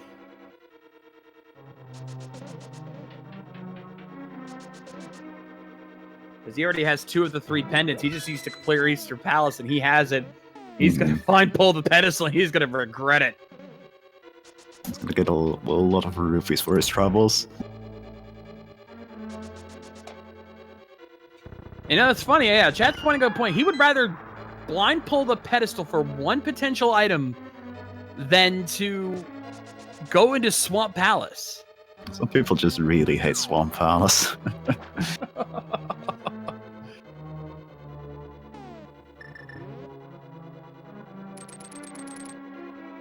That's funny how that goes. Honestly, I do understand the point, because you do very often see a Swamp Palace just has absolutely nothing in it. Much like it has today, actually. Yeah, but here the sad part is that he's gonna have to do a swamp eventually. It's a crystal dungeon. He has to do it. Mm-hmm. I mean, if it was Pendant Swamp, I wouldn't blame it all for skipping it, or at least checking for a couple items and dipping out. But it's a crystal dungeon. He's gonna Yeah, do we're it. definitely reaching the points of, like, it is absolutely true that being able to go mode Swamp is a dramatic time gain, but at some point you just gotta admit that, like, well, that's it. You gotta do this place, man.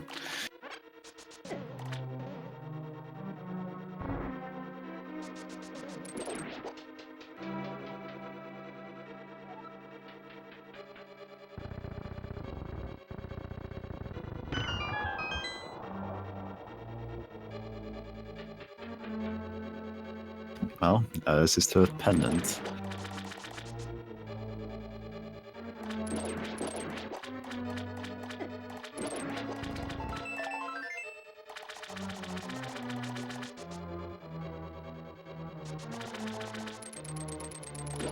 Where is he fluting off? Is he going to tree? No, he's going to 3. He's going to it. He's gonna do it. He's gotta do it. Well, there you go, chat.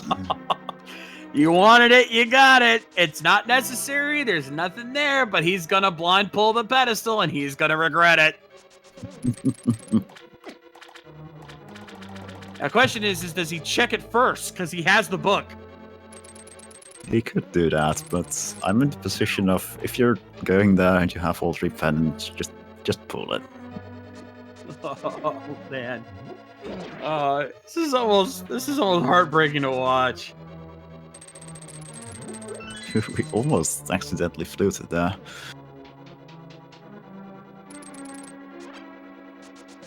There he goes. He's There pulling it. goes.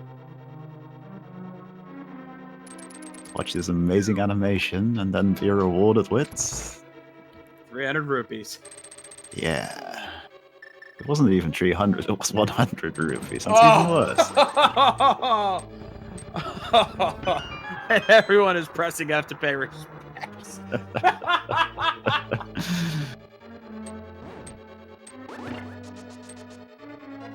That's gotta feel bad.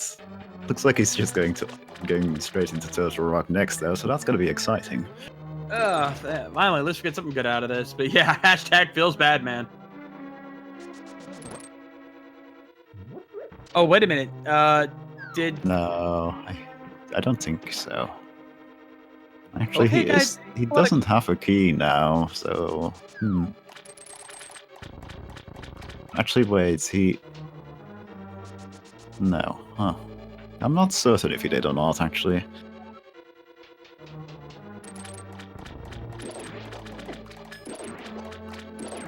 But yeah, as that Losset is actually saying in chat, I don't blame Christos at all for just going straight into Turtle Rock rather than doing Swamp now. He's put it off so long at this point that it just makes sense to just keep putting it off forever with the assumption that, well, anybody who did go in there earlier just lost because of it. Yeah, true. To be fair, there's no items in Swamp, so he's not going to be missing out. I mean, go moding Swamp is a good idea. It's just I'm surprised he's taking that gamble. Mm-hmm.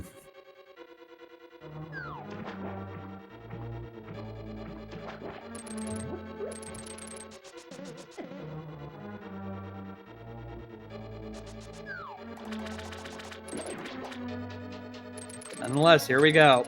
Yeah, that is a very good point, Dark Falls. We have seen the inside of Spike Cave, but we haven't seen the item inside of Spike Cave because Christos didn't quite make it to the end when he was there. Yeah, he's got a small key.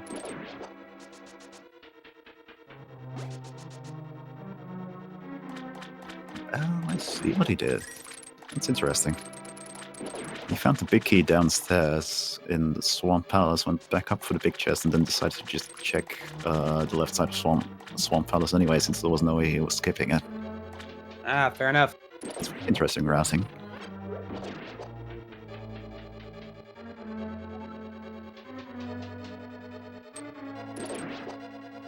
Oh, there's the big key, but that means he's now fire rod blocked.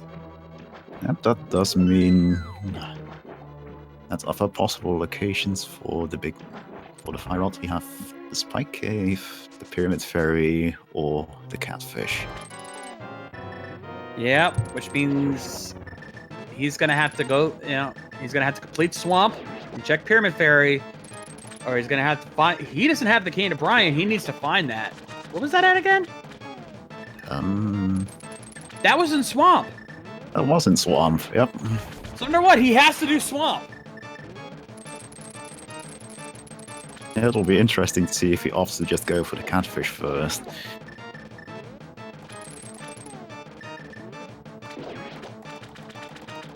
Makinx, meanwhile, has just collected the other crystal he needs for the big bomb, so we'll probably be seeing the Pyramid Ferry shortly.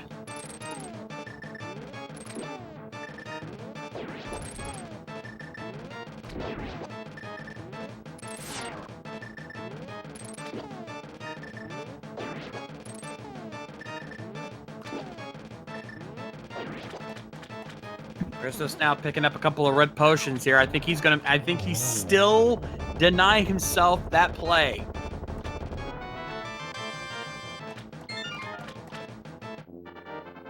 Yep. I do believe with that potion in hand, he should just barely be able to make it through Spike Cave there.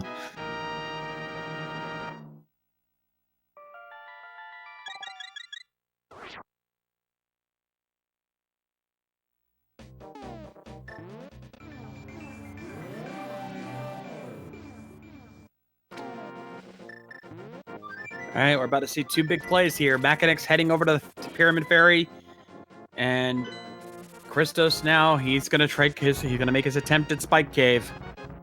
Yep, attempt number 2. This time with a little bit of extra health in the form of some red potion. Very good choice of him to buy the red potion here, by the way. He isn't going to need the magic refill, but he will need the heart refill, and the red potion is just as effective for that. Even with it only refilling 5 of his hearts. Piece of heart. Oh, just kind So of it is cruel. guaranteed. So at this point, it has to be a pyramid fairy Or catfish. or a catfish. And I have a feeling that at this point, Christos is going to show us catfish before he goes into Swamp Palace. We'll see soon enough. Makinx now, he's heading over to the pyramid.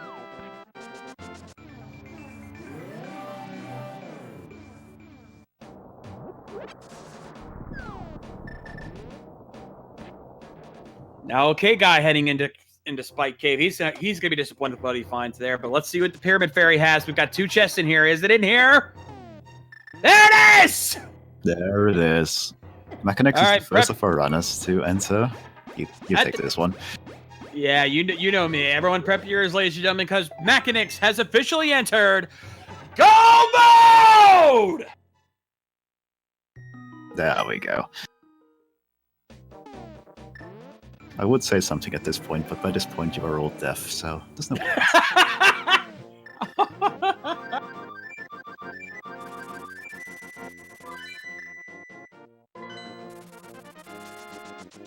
Give me some credit. I tilt my head back, folks. I stay away from the mic. I don't scream directly in your ears.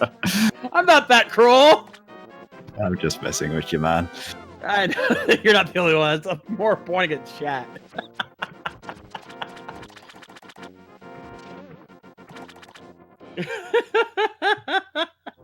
Needs more air horn.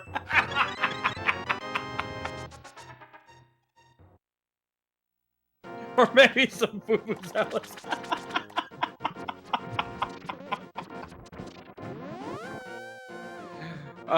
B-Links, you know what, for you, I'll be nice. Yeah, because a lot of people sometimes seem to like my ASMR version of it, because ladies and gentlemen, yeah, Makinx is now officially in. Go. Oh my. Not when I can do it.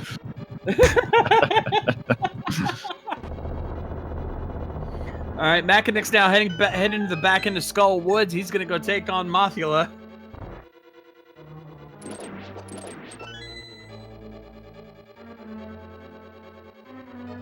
All right, and I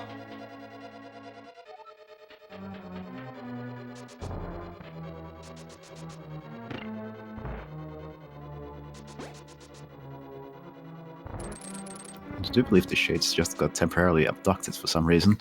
yeah, I don't know what the heck happened there. But yeah, Makinx is in go mode. He's going to quickly make his way here through Skull Woods, and then make his way over to Turtle Rock. Meanwhile, Christos has finally admitted to the fact that he does in fact have to do Swamp Palace before go mode.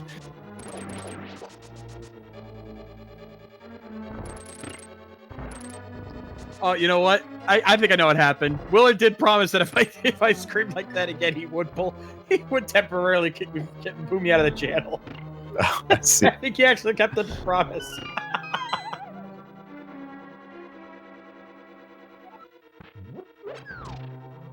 Yeah, at this point, sadly, Catfish is probably going to never get checked. I was banking on Christos at least going for it before Swamp Palace, but it does look like he opted to just go into Swamp anyway. Rather surprisingly, considering how long he'd been putting it off.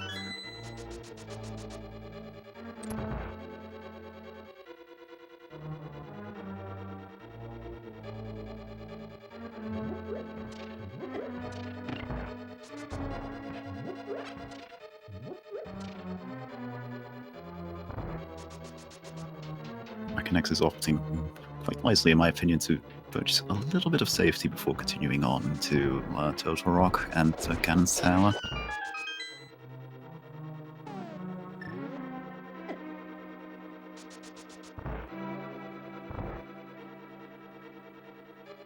Actually interesting that he never found the powder.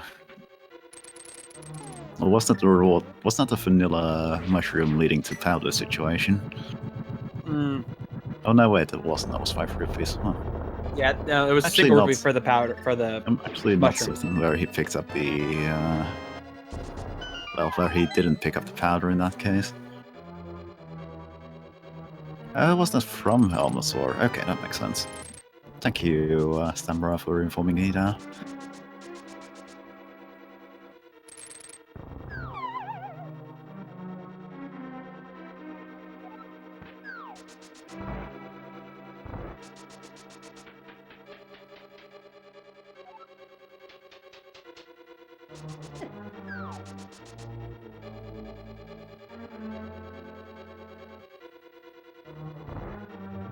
Yeah.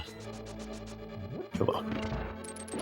Time to see the actual clear of Total Rock. We do know the fire outside is absolutely required for small keys, and it's at least one of the items in there now. But anything beyond that is a big mystery right now. Of course, Makinx being in go mode is going to endeavor to check the least chests possible, but Total Rock being Total Rock, you often end up basically full clearing the dungeon anyway. Yeah, it's one of those dungeons that even in go mode, you don't really go mode it because you know, unless you end up very lucky in getting a key before Laser Bridge, your odds are going to have to do it anyway. Yeah, exactly. The real advantage of go moding, well, so-called go moding Total Rock is the fact that you end up exiting a dungeon right next to Galen's Tower, your next destination.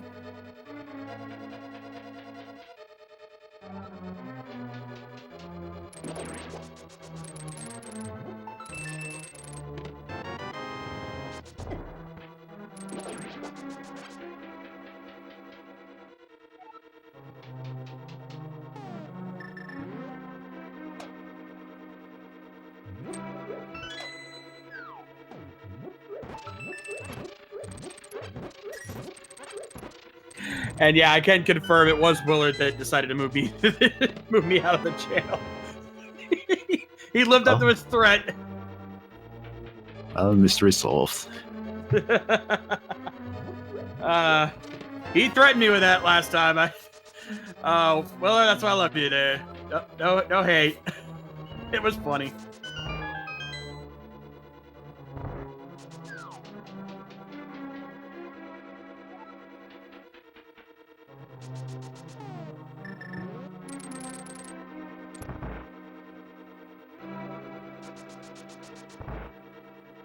Christos is opting for a slightly quicker menu version of Argus, where you pull two of the puffs at once and then hammer them both at the same time to save on about half the menuing. If you can pull it off, it's a pretty good trick.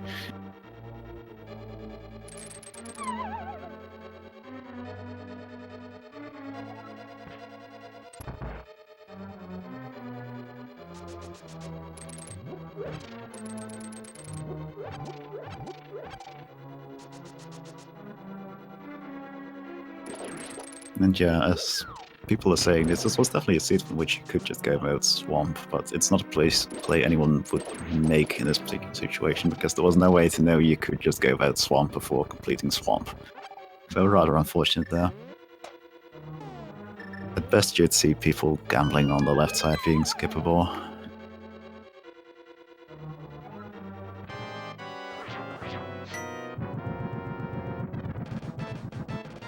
Christos finally now clearing through Swamp. He finally accepted his fate.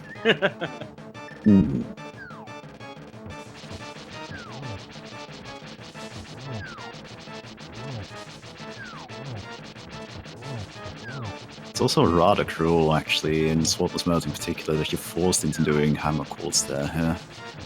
Because this fight is one that is appreciably more difficult without... This is another one of those fights that's appreciably more difficult without the sword and without the fire rod in this particular case. Yeah. Yeah, the cruelty of having to do Cold Stare knowing that you have to get it just to get the fire rod in this case. It's just not fun.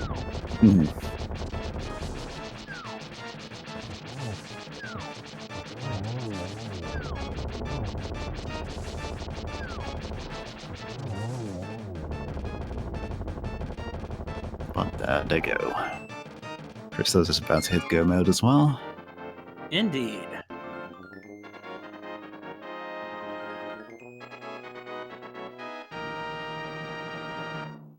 And it does look like we'll be seeing... no. We don't necessarily have to see Laser Bridge unless Makinx decides to go there anyway. God, he will. There's not much left for him to find. I mean, at best you can find Magic Cape. Yeah. Very clever little use of Cane of Burner there to avoid a tiny bit of damage to be in a little bit better shape for Trinex.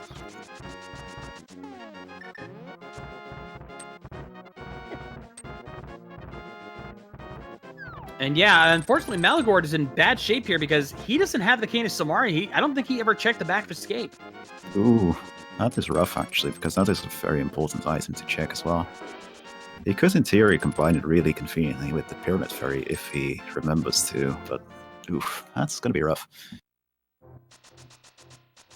And Christos, for some reason, is going ahead and checking Catfish. Well, I'm happy somebody checked Catfish, but at the same time, I'm wondering why he didn't do so before. Yeah, very good question, but let's see what Catfish does have to offer.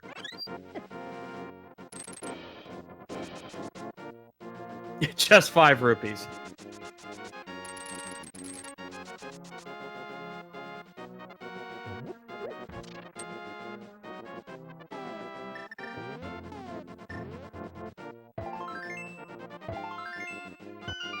One head down for Makinx, opting to go for the ice head first, which is a little slower, but a lot safer technically, because well, hitting that ice head before it's put down any ice with the hammer is a lot easier than doing it after it's done, so Yeah, a very it's not a sensible play I backup usually see option made, there. but good on him for doing it. And okay, guy heading into Turtle Rock. Not without the fire rod. He's gonna regret that decision. Oh, that's really Especially since he could unfortunate. check Pyramid Ferry.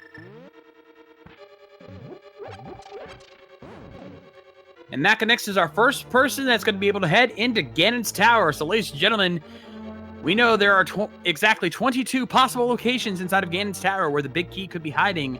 Get your guesses in chat. Where do you think it's going to be? Personally, I'm going to go with chest number 7.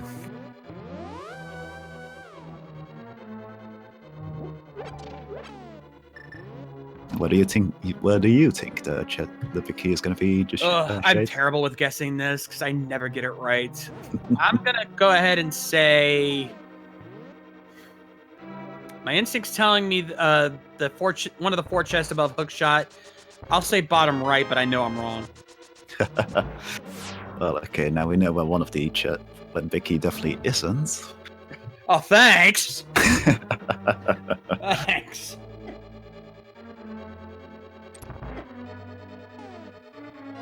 But now this I know is my really track exciting bit. record's terrible. You didn't have to rub it in. It's okay, I'm not much good at it either. Walther, that doesn't work that way!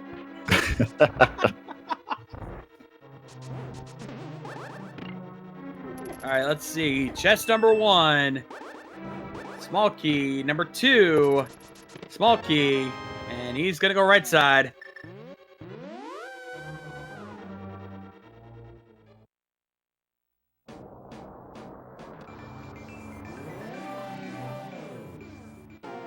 Yep.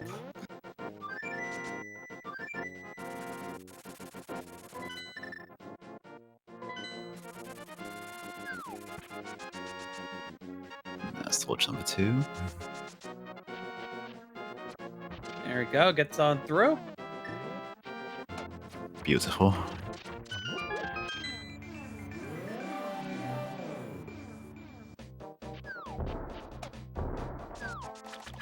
Gets through that switch room pretty easily. Alright, number 3. Maligord, in the meantime, is going to be getting his fire rod soon, and hopefully will remember to mirror to go to Dark Escape. Or, well, maybe Both you should map save and and quit the compass in this- Sanctuary. Both map and compass in the same room. That's weird. That is pretty unusual. Alright, so that's our first 6 chests. Here comes Bob's torch here, number 7. Yep, that was the number I guessed, and it's wrong. It's a fail. But Bob lives. Yeah, there we go. Closing in on your particular guess. Yep. Maligord down, picking up his fire rod. He is not in go mode, though, because he does not have the Canis Samaria. Alright. Number 8. Piece of heart. Number 9. Piece of heart. Number 10. Small key. Number 11. 20 rupees. Yep, I failed again. My track record still holds. Oh well. I mean, if you keep guessing the same place, eventually you'll get it right, I think. I wish.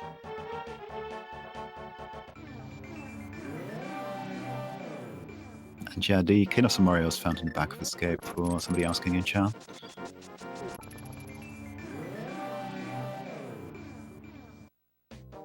Alright, so we're up to 12 right now. Still haven't found it yet.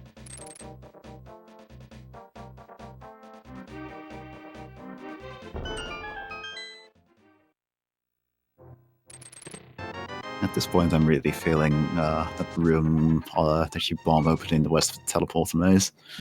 Oh, the rando room. Yeah. All right, 13. Small bomb, or single bomb. Well, speaking of, here it comes.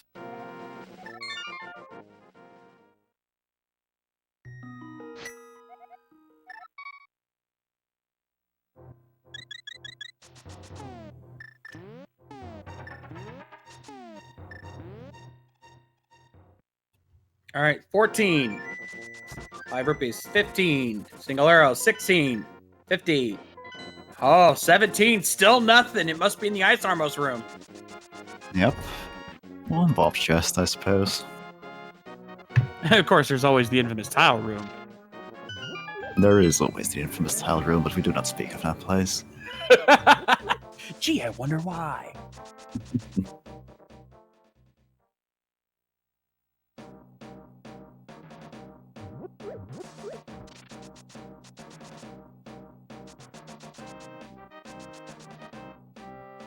That's just a quick bonk across the gap here, and then we make our way and say hello to Bob. Hey, Hello, Bob. How you doing? All right, number 18 coming up here. Piece of heart.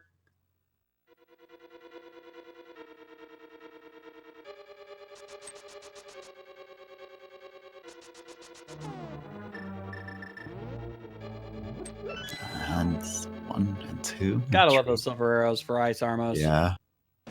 Just Makes it so much blazes more right convenient. All right, 19. Triple bombs, 20. 10 arrows, 21. There it is, 21! In the practically vanilla chest. And I bet anyone who guessed tile room was probably just sitting on the edge of the seat right there at the end. Yeah, a little bit of disappointment just before the finish there.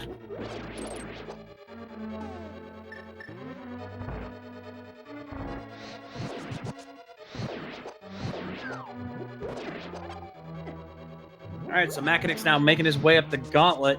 As Christos is now nearing the end of Turtle Rock, he'll probably be our second of our 4 featured runners to head into Ganon's Tower. It is definitely looking that way.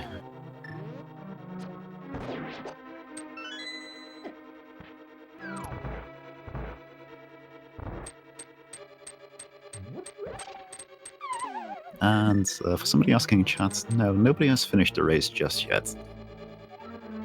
I do believe that we're definitely getting close to the point where somebody is going to finish him. Not least because somebody on our stream is climbing the gauntlet, of course, but... Yeah, so far, we have not had any win. This seat in particular has given everybody a bit of quite the workaround. Indeed, though we did get a comment from Maligord at the SRL channel. That feeling when you realize you haven't attempted Ice Pal's bomb jump swordless and then hit it first try. That's pretty well done by him.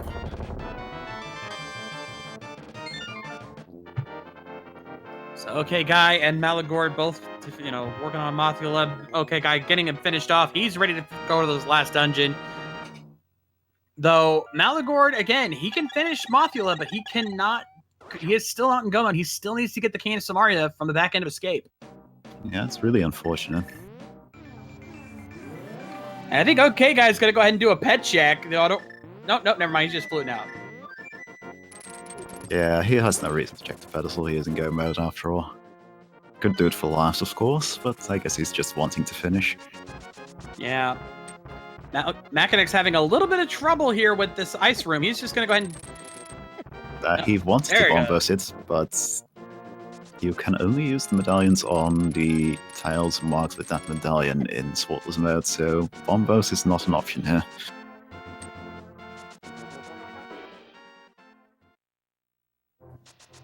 Yeah, he's going to have a little bit of lack of health here going into land mode 2. And he can't even use the bunny beam to get fairy because of hard mode. Mm-hmm. Plus, he's one of our runners without the powder to begin with. Yeah, he never finished pod, and that was Helmastar that dropped it, so... Also, thank you to HJ57 for the Twitch Prime resub. Thank you for your continued support. Thank you very much, and I'm glad I'm not the one pronouncing now.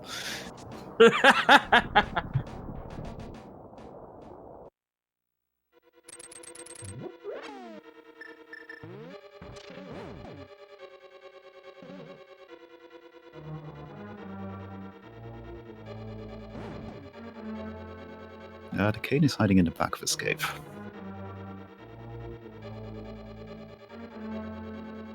Okay, I have been challenged, so I'm gonna try and do it. HJ57. You got it. So that wasn't too hard. No, it's not too bad.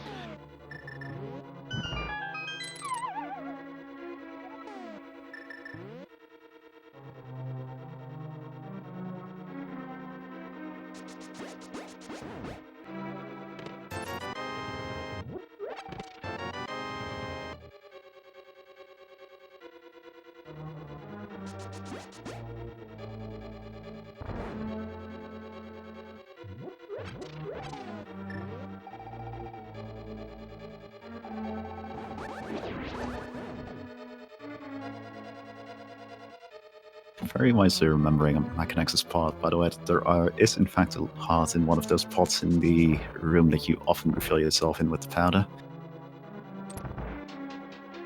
It's 5 hearts is actually quite low for this. Makinx taking out Trolldorm 2. Not too much trouble there. Will he check the last chest? That is the question. He does, and only 5 rupees. Ah, at least he checked it. To answer a question in chat, in swordless mode, no, you have to have silvers in order to kill Ganon. I mean, it is technically possible also in swordless mode to kill Ganon without silvers, but it is absurdly precise to the point that no human has done it. I believe it has been done in a tool-assisted run, but, well, obviously that doesn't count here.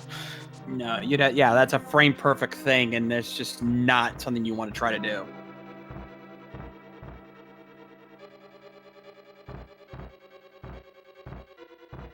Surprisingly, Makinx using hammer strats on Aga 2 here. He has the bug net. There we go.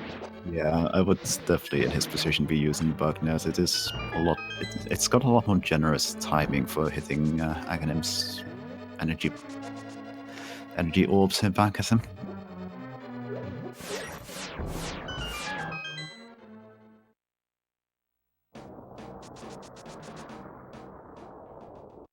Oh, come on, that one should have hit.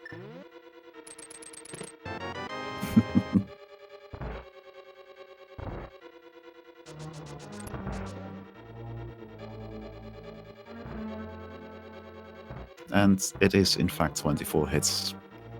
The hammer does the same damage as a tempered sword swing, not a tempered sword spin, so it takes twice as many hits as it normally would with tempered sword spins. So yeah, trying to hit Ganon with the hammer when it's frame perfect 24 times while he's teleporting is It's pretty unreasonable, but Makinx does take down Aga 2 there, so now it's time for the big pig. Yes, and one of the most exciting things about Ganon is what text block does he have for us today? And folks, we're going into this. We still have not found a winner. Makinx could very well be in the lead right now. Could take first place here at this rate. I wonder if he'll take the time to pick up a safety ferry, or if he's convinced that he has to go in now to have any chance of winning. No, he is going for the safety ferry, and I don't blame him one bit. No, not in this case.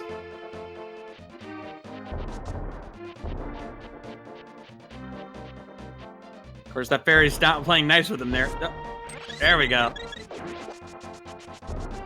Oh, what's he doing? Is he getting potions? He might be going back for a second one just to get his health completely full. He's also trying to catch it with bug net, which you can't actually do on hard mode. I wonder if he realizes. I hope that's not what he's trying to do.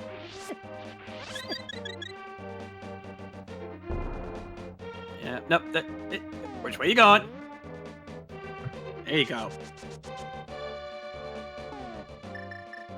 And yeah, that definitely would have been a catch on any other difficulty, so it's definitely confirmed impossible to catch fairies on hard mode.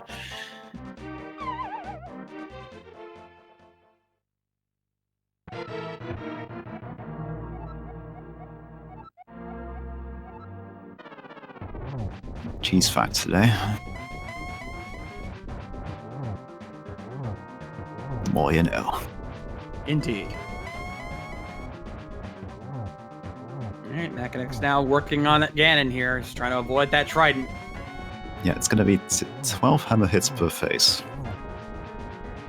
At least for these first two. I do believe it's at the point of the phase transition. This is not a good spot for it though, and this phase is the tricky bit with the hammer.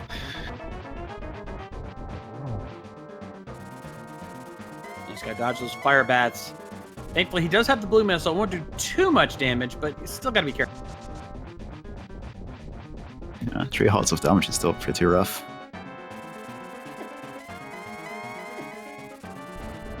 I'll say once again that there is not a single person who has finished the race yet so far, so Makinx could still be our first place winner here.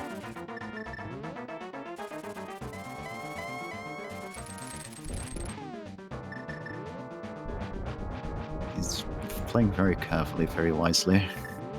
Yeah, you got to be very careful with this run.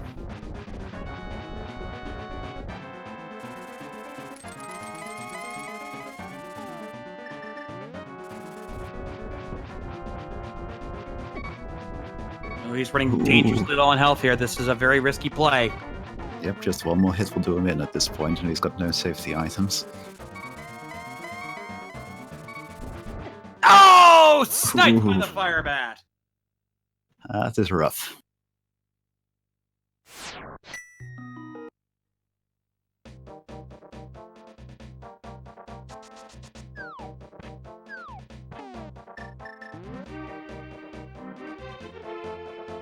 Meantime, while this very exciting and nail-biting Ganon fight has been going on, Christos has actually been making his way mostly up the gauntlet. He's got a couple of rooms left to go.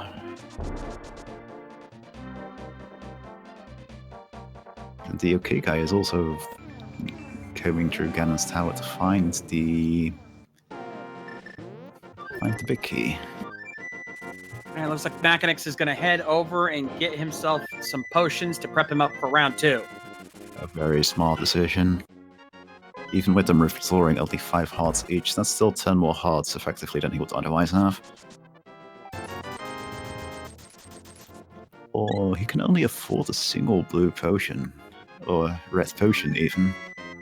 Yeah, that's going to make things a little trickier for him. Still 5 hearts extra might be just what he needs.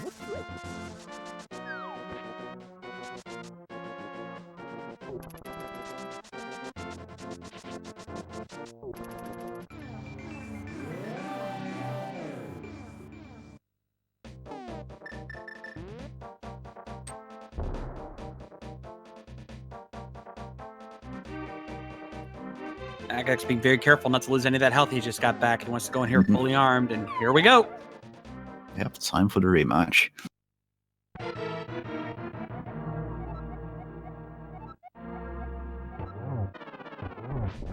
Now we have a cheese facts again. I never even knew there was cheese that big. I'm not certain I'd want a cheese that big. No, I don't think I would either.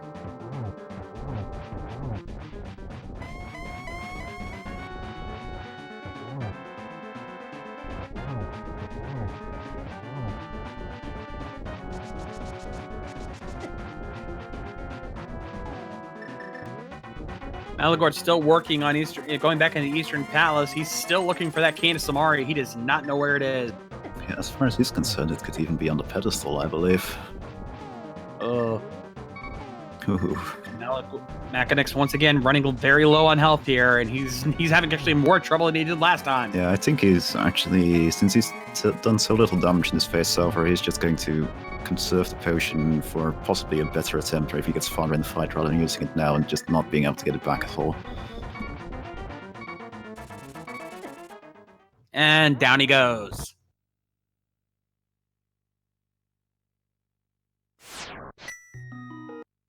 Yeah, it's giving Christos a chance to catch up, because Christos is currently fighting Academ. Yep, this race is far from over, folks. This is like I always say, it's never over until someone done. So, and nobody has done so yet.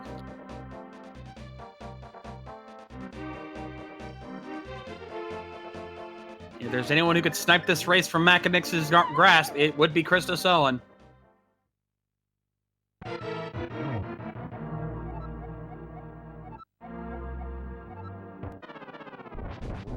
And in fact, they'll soon both be fighting Ganon. Yep, he's defeated Aga 2. He's on to the big pig now. So if Makinx does not beat Ganon in this round, Christos could steal it. Oh, ladies and gentlemen, it has been sniped. Evanitis has taken first place with an official SRL time of 2 hours, 5 minutes, and 26 seconds.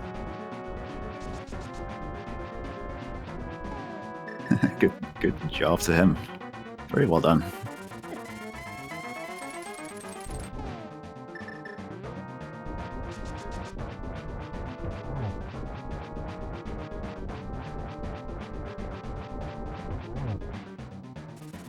That doesn't mean the race is over for us. We're still at the very exciting point of seeing which of our two runners will be the one to actually successfully defeat Ganon first. Yep.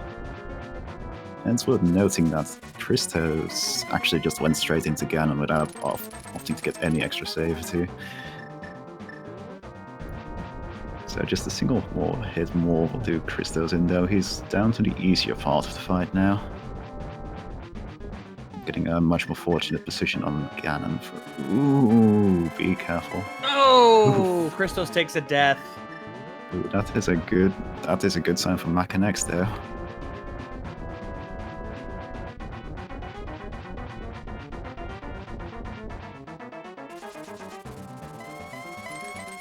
And he's just going straight back in. Unfortunately, Makinx still struggling with this second phase. Yeah, no, this second phase is easily the hardest part of doing this fight without a sword. It's extremely rough to actually hit Ganon with the very limited hammer hitbox without taking damage yourself.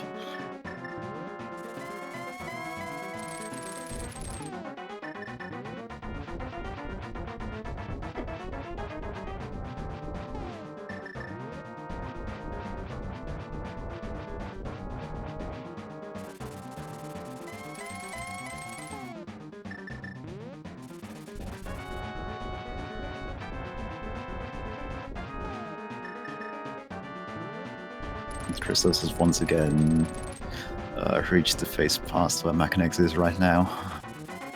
Indeed, Christos could apparently possibly steal this here if he doesn't make any mistakes. He's very clearly practiced enough to be able to do that phase much more quickly than a lot of people can.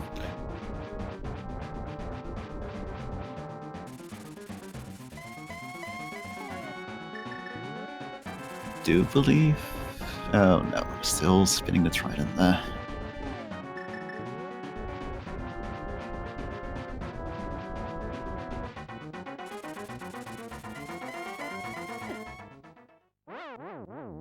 Oh, an excellent, nice double there. Gets one more, only needs to hit him one more time. Down he goes. There we go.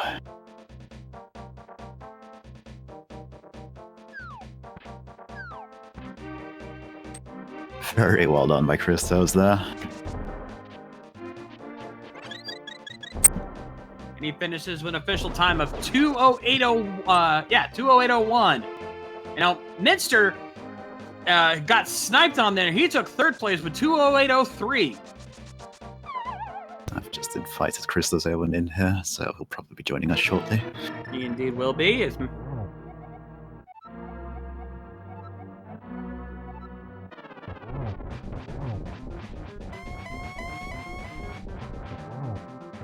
The fire rolls ended up being at the Pyramid Ferry. Christos now joining us here in the channel. GG, Christos. Yeah, good game. Yo, thank you very much, guys. That was a fun seed. That was a fun seed. Yeah, no, I enjoyed it a lot. I kind of was using it more as an opportunity to do fun swordless things than actually try and route as best I could and win. I was really surprised that more people hadn't finished. Actually, Yeah, it's funny you say that. Makinx has been on Ganon for a while now. He just can't seem to get past Ganon's second phase. Yeah, second phase is the hardest part of the fight, for sure. If you get one of the lucky patterns, it makes it a lot easier, but otherwise, the hitbox is pretty small when you're trying to avoid the bats, so it goes slowly. Yeah, it's incredibly unfortunate. But, 'Cause no, he was in a very good position to win the race, actually. He reached Ganon a lot, way before anybody else did, but just the execution on Ganon himself has been costing him a lot of time. yeah. I mean, I've practiced that fight a lot, obviously, for GDQ. I actually died there and today. On that note, how was it to actually have to bug net for Academ this time? Oh, yeah, much better. That was fun. Yeah. We did pretty well on Academ 1 with the hammer, I must say. Yeah, I was surprised. Didn't miss any of Aga 1 shots. No, like overall that was pretty fun, I thought. I doubled down super hard on not going to Swamp and just started making all the gambles against it. Yeah, We noticed that. I was actually going to ask about that, actually. It was like, I was honestly I'm rather not surprised that you didn't go to Catfish before you did Swamp. It's because I forgot. That's the only reason. Ah. I only remembered whilst I was in Swamp. I was like, no, I've left one location. But yeah, I figured that I'd like gamble on Pedestal, and basically after I went to Ice Palace and nothing useful was there, I was like, right, we're just gonna gamble against Swamp. So that's when I did Pedestal, the Turtle Rock Dip, all the overworld spots. Nothing came through. Yeah. The fact that it was Fat Fairy was quite fortunate for me. It meant it probably narrowed the time loss from everything else. But then, obviously, GT, I thought I'd continue the gambling, Tile Room, then the full right. It was fun. Well done to Eminence, though. I think he beat me by, let's see, a couple minutes, 3 minutes or so. Indeed, actually, we can comment now. Makinx has taken 4th place with a time of 2:11:02. GG. It was good indeed. I think Ganon was the only unintentional death I had. So I was pretty happy with that. All my boss fights were super clean today, except for Ganon. They were pretty damn good. Well, and Aga 2, but being Aga 2 is always a bit messy and swordless. yeah.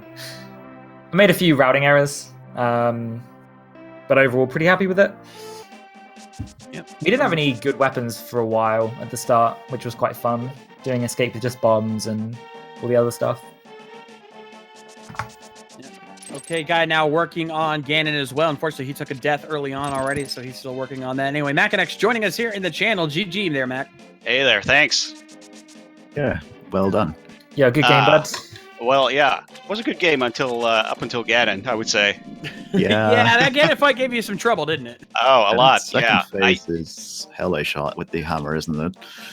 Yeah, I really have never done it before, so well, maybe one time just to try it out. So I was completely out of practice, and I just didn't know where to stand. I just got hit by the fire bats all the time. That last fight was okay. I finally figured it out and didn't get hit quite as much. So yeah, it's rather unfortunate because you were in a really good position to get first place finish on this seed up until that happened. Yeah, that's too bad. Well, yeah. Ganon is part of the game, so I should have practiced it. It's a real tough fight, though, especially the second phase. It's not something that usually comes up. The second phase screwed me up like 3 times. I guess I did it 4 or 5 times. It's horrible. Yeah. But yeah, I'm going to head off, guys. Let you guys speak to Mackin and finish up with the commentary. Thanks. Yeah, thanks for joining us for a little bit, Christos. Yeah, no worries. Good games. GG. Yes. GG. Well, so other than that, I think it was a pretty good run. I mean, I dipped into the pendant dungeons, but no more than was required. I didn't beat the bosses. I bailed out of Thieves Town early, and that all worked out. I was a little afraid the Fire Rod would be in one of those dungeons, but but it ended up all being pretty good. Actually, it's actually kind of interesting that Swamp Battles was absolutely required. The only thing you really needed out of that was the crystal at the end. So in theory, somebody could have just gone through it in go mode to begin with, but there was obviously no way of knowing that beforehand. I don't think anyone would have done that. No. Gambling on Fat Fairy, no. So, yeah. Pretty good race, I would say. Yeah, if it makes you feel any better, right now, of our 4 runners, Maligord is the only one who's not in full Goma because he never got the Cane of Samaria out of the back end of his cape. Oh, really? Yeah. Yeah, He's still looking for it. It's really unfortunate. Yeah, I route that in really early escape nowadays because otherwise I forget as well, and I feel really bad when I get something important out of there. Yeah, in this case, it was super important. You could actually get the cane from there really early. Yeah, I think I went in there really early. I could have gone up Death Mountain first. Would have been a little better, I would say, because of the hammer being up there and the boots. So it would have been faster for me. But yeah, I don't know. I was pretty happy when I found the cane. Yeah, no, I can definitely see that.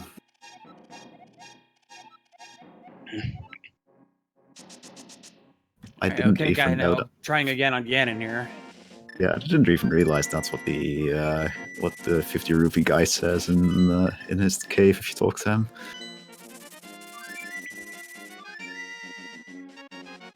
Okay, the okay guy is on Yana right now. I hope he's doing a better job than me. Well, he's already died, I think, once or twice now. Oh, okay. Yeah, well, yeah, he's really tough. Ooh, that was a really smooth dodge in between the circling out fire bounce he did there.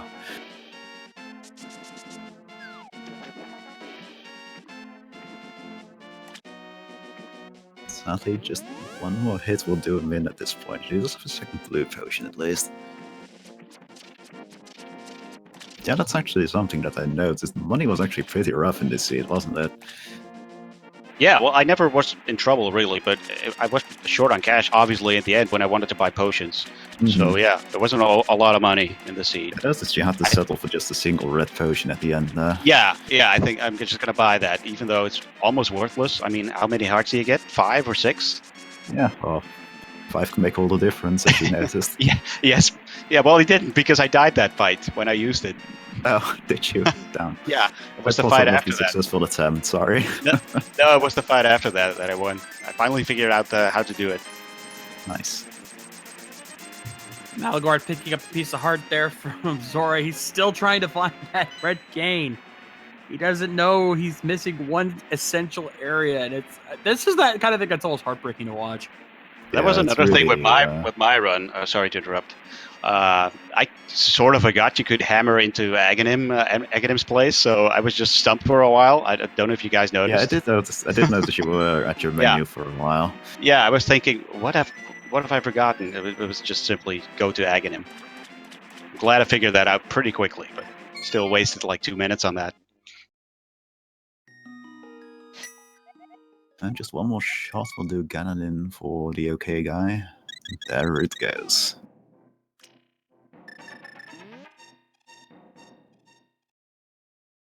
Now we're just waiting for him to enter the door, and we can give him his official time. And he goes in, gets in a 5th place with a time of 2:17:15. GG. Very well done to him. Indeed. And he will join us here shortly. He's just got to catch his breath real quick, which I don't blame him after that rough a seed. Yeah, no, I can definitely understand. No, especially this was a rough seed, and that Ganon fight in particular is quite rough to do.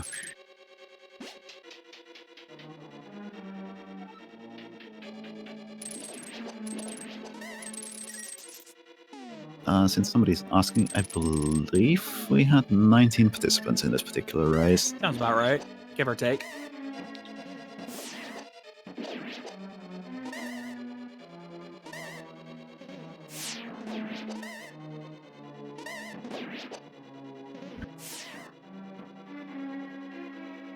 Maligord now working his way through Misery Mire, but he does not have the cane, so he cannot full clear it. He's just kind of hoping he can find the red cane in there.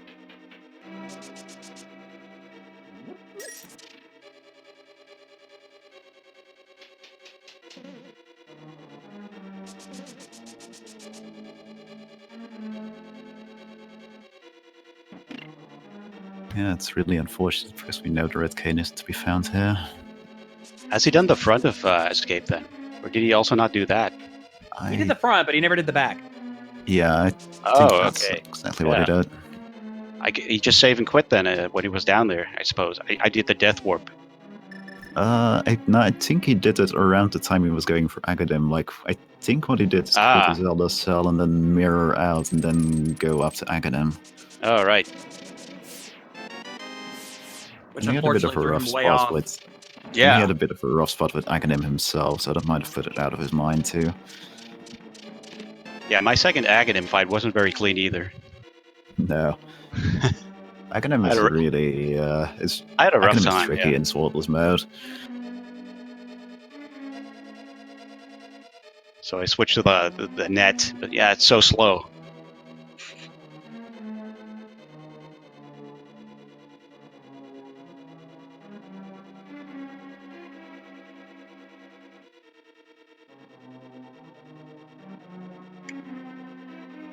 Looks like Maligord is currently thinking of what he might have missed.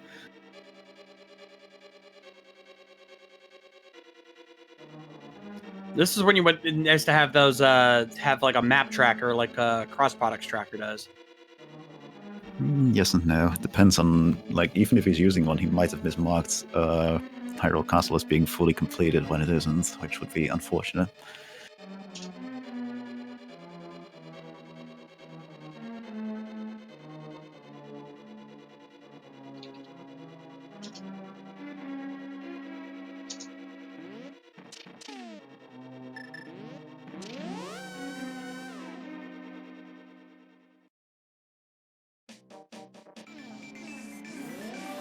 Let's see if he remembers. He is leaving Mercenary Mire at least.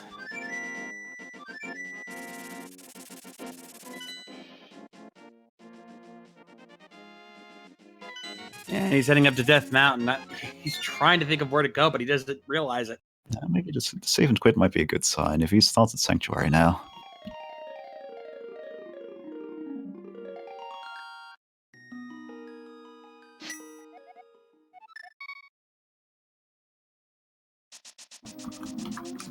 All right, the okay guy joining us here in the channel. GG there. Oh, thank you. GG. That was my first time ever doing a swordless randomizer and a hard mode randomizer. It was a lot of fun. That's pretty impressive, all things considered. In that case, she did pretty damn well. Why, thank you. It was a full clear. I did a lot of stuff I didn't need to, pendant dungeons and such. Oh, and finally, Maligord finally checking the back of escape, and he's got his regain. He's probably frustrated beyond belief now. Oh no! Yeah, he forgot to check that, and he just now got into go mode. Oh, that's terrible. He's even being tonight, showing the Justice Wrath with the Quake Medallion. So, how did everybody do? Everybody finished similar times. It's pretty awesome. Yeah, our top 5 runners all pretty close together there. Makinx here almost got first place, but Ganon just gave him way too much trouble. I mean, Swordless Ganon is not an easy thing, so he just couldn't hold up. Yeah. I wasted like 15 minutes. I wasted like 15 minutes, I think. It feels like 50 minutes at least. I don't know how many it was.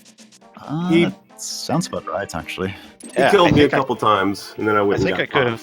Yeah, I think I could have gotten sub 2 if it wasn't for that awful Ganon fight. Something that I realized, like, the last time I went in to fight him, is when you hold out your sword, like in vanilla, for some reason the hammer hitbox is a little bit bigger. It's the same thing if you hold out your fist. So I didn't have to get in as close for that last fight. I realized that I could do that. That's pretty clever. That is definitely something to keep in mind. Yeah, old school. I actually didn't know that. I actually also didn't know that would work even if you didn't have a sword. Yeah, it made it a lot bigger. It's the old Helmasaur tactics. Mm-hmm. That's pretty good. I just hugged the fire bat, so your strat is better than mine. Oh, me too. Me too. I danced with fire bats for like, I don't know, 9 teleports, and then he killed me, so it was a waste of time. Yeah, it's awful. I was incredibly impressed on your second attempt, though, when you managed to dodge just in between the circle of fire bats expanding outwards, though. Yeah, it was luck. I didn't mean to. Oh, man. I'm still out of breath from it. That was really intense there at the end. Yeah, I can believe that. It definitely looked that way. Yeah, a lot of fun, though. What are the next dailies? Do you guys know right off the top of your head? Actually, I have the schedule up here. Give me a second here, and I can pull this up. What we've got is this later tonight at 8 p.m. We have a Key Sanity race over on Speed Gaming 4, and we have an open mode race at 11 on Speed Gaming 3. Very cool. Very cool. But yeah, guys, thanks for helping out, and good game, everybody. I'm gonna get out of here. Yeah, I'm gonna get out of Thank here. you for. Yeah, me too. Same for. Thank you for. Well, thank you to both of you for joining us here for a Yeah, little bit. no problem. Thanks for commentating. Thank you, guys. Oh, You yeah. guys have a good one. Hope we put on a show for you guys. I would say Definitely you did. All right, see ya. See ya. So it's just a case now from waiting for Maligord to clean out the last couple of dungeons before he's done with the game. Yeah, we'll see if he can then finish up here in the next 12 minutes, or 14 minutes, 50 minutes or so before we call it up, because we give about half an hour after the first place winner runs before we call it.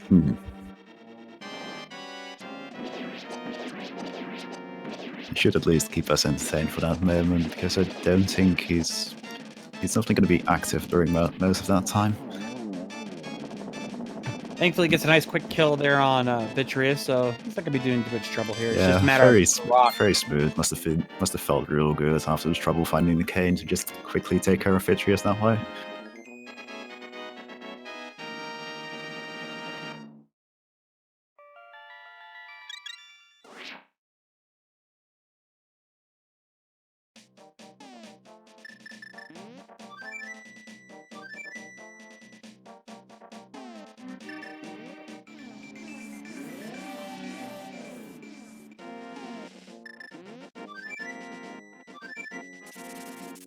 All right, so Maligord now heading up to Death Mountain. He's going to be heading over to finish up Turtle Rock and then hopefully get this done.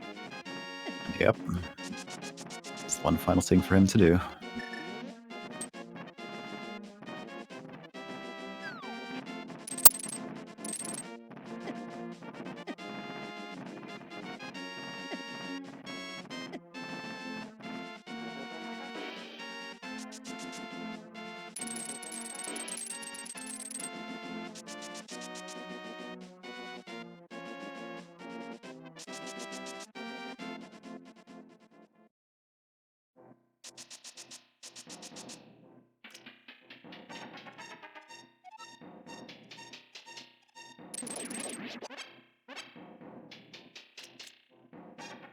On the positive side, at least finding the cane solate meant that he wasn't tempted into going into Turtle Rock early. Yeah, that would be trouble.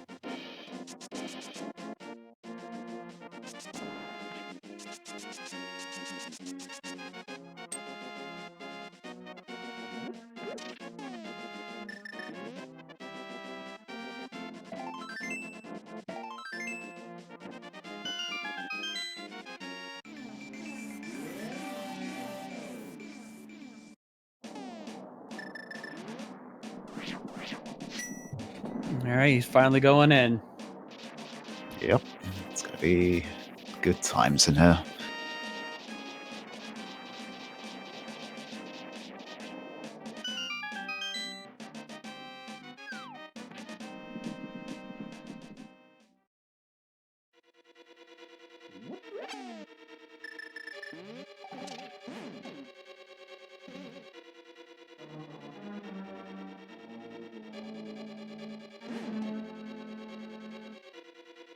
Yes, in the top left, we suddenly have Super Mario World. Not certain where he found that, but apparently that we have Super Mario World here in Link to the Past Randomizer as well.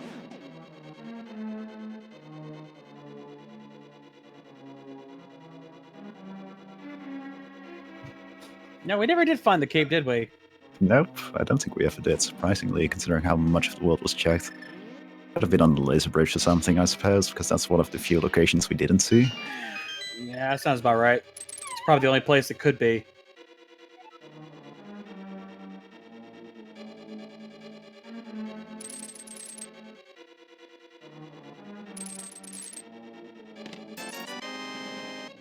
So I know it's not what we're supposed to be commentating on, but that is some sick Mario being played there. He's just speeding through this at mad, crazy speeds. Hippo in the chat. 96 exits are ripped.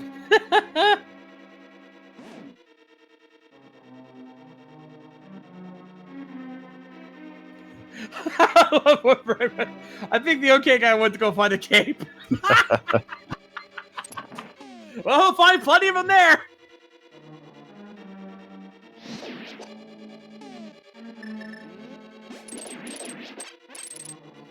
Oh, man. Even Viesel's getting on it, losing frames with spin shots. Thank you, Fiesel. That's why we love you, buddy. Oh, man.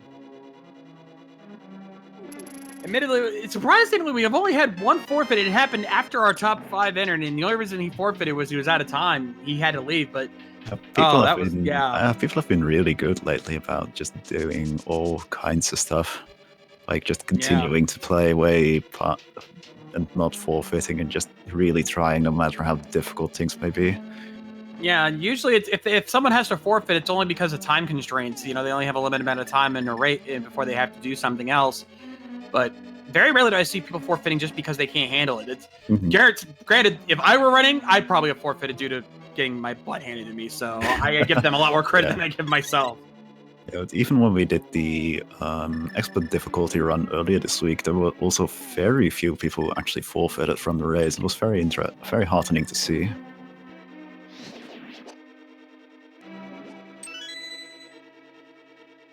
Oh, and we've got Mario World going on in the bottom right as well now.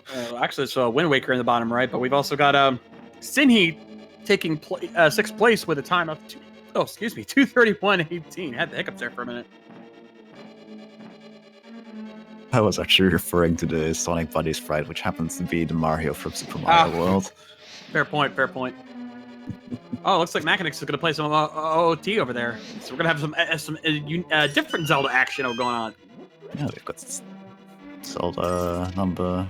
I think this is the 5th Zelda game, technically. 4th or 5th, I know it's really hard to keep track after a certain point. Yeah, I think it's either 4th or 5th. I'm trying to remember where Link's Awakening fits in. Yeah, it's 5th. Because Link's Awakening for the Game Boy came out. I love me some Link's Awakening. Link's Awakening is a really good game. Honestly, there's basically no bad Zelda games. Well, there was the CDI, but we pretend those don't exist. We don't talk about those. Yeah, exactly. Oh, hi, Christos! Oh yeah, he always likes talking to his stream after races like this, so say hello to ChristosOwen, people. We got something going on all our streams right now.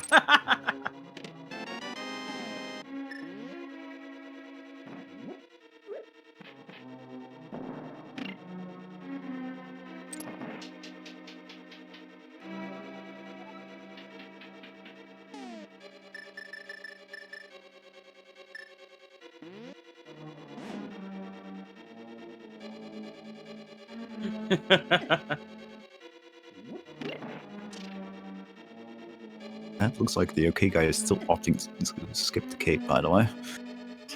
He could have had it at this point.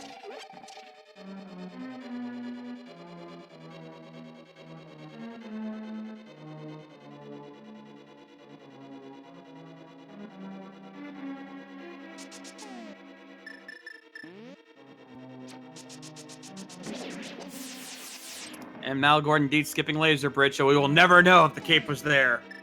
Yep.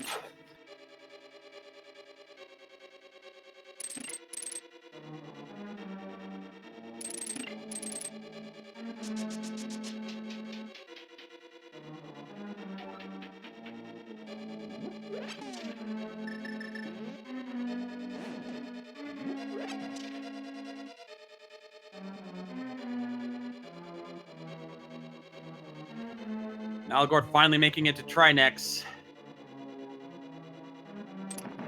Yep. hesitating a bit before entering, mentally preparing himself for the battle ahead. Because this is not easy with the hammer either.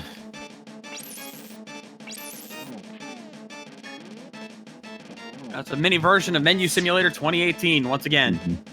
Yeah, I wonder if he's gonna switch to. No, he's gonna keep going with the ice firehead first. The ice head is being very oh, never mind. I shouldn't have started saying that. There it goes.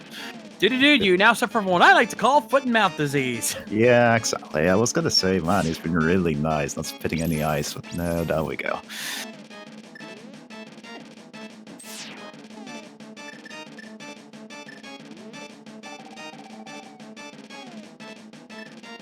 Showing the other side, one of the other side effects of Hard, that half green potions only restore half your magic bar instead of the full magic bar. It's very inconvenient. It makes fights like this a lot harder. Yes, Tad.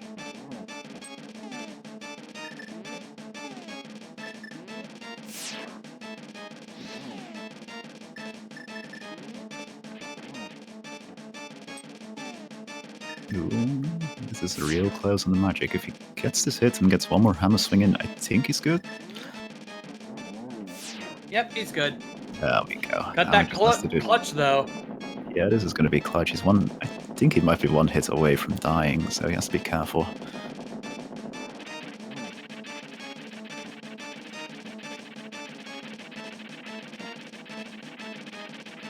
And almost hit number 2. Ooh, oh no! Avoid Get in there, come avoid on. the snake. Don't want to get hit now. Not after you put in all this work. 3, just 2 more hits.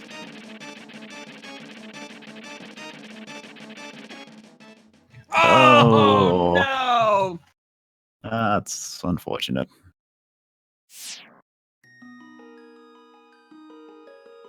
With how long it's going to take for him to get back there, I don't think we're going to be able to continue this, finish the stream. Yeah, that's unfortunate. I was hoping to actually finish off with him successfully killing Trinex there. That would have been a fun way to finish, call things done. But yeah, as the Shades just said, we're running towards the point when the broadcast has about to end. So like we said earlier, make sure you guys follow all of our speed gaming channels: Speed Gaming 1 through 4, Randomania 1 through 4, ALTTP Randomizer 1 through 4, so you can keep up with all of our streams. We've got the Key Sanity at 8 over on Speed Gaming 4. We have the open mode race at 11 p.m. on Speed Gaming 3. And make sure you give all of our runners a follow on Twitch: TheOkayGuy, ChristosOwen, Makinx, and Maligord, as well as all of our other runners. Also, shout outs to our trackers, Dark Falls 1983 and B-Links. And of course, myself and my co-commentator, Dude. I want to thank you guys for tuning in. Any final words before we sign off, dude? well, I would just like to say that if you do want to see Maligord finish, now's your chance to hop over to his channel and just greet him there. He might not be paying attention to his chat, I suppose, since he's in the restreamed race, but, you know, you can support him there if you want to. You probably do want to send him your energy. Indeed. But in the meantime, I want to thank you guys for tuning in, as always, here on Speed Gaming. On behalf of everybody here on the Shades, and as I always like to say, rock on, guys! Yep. Also, bombos.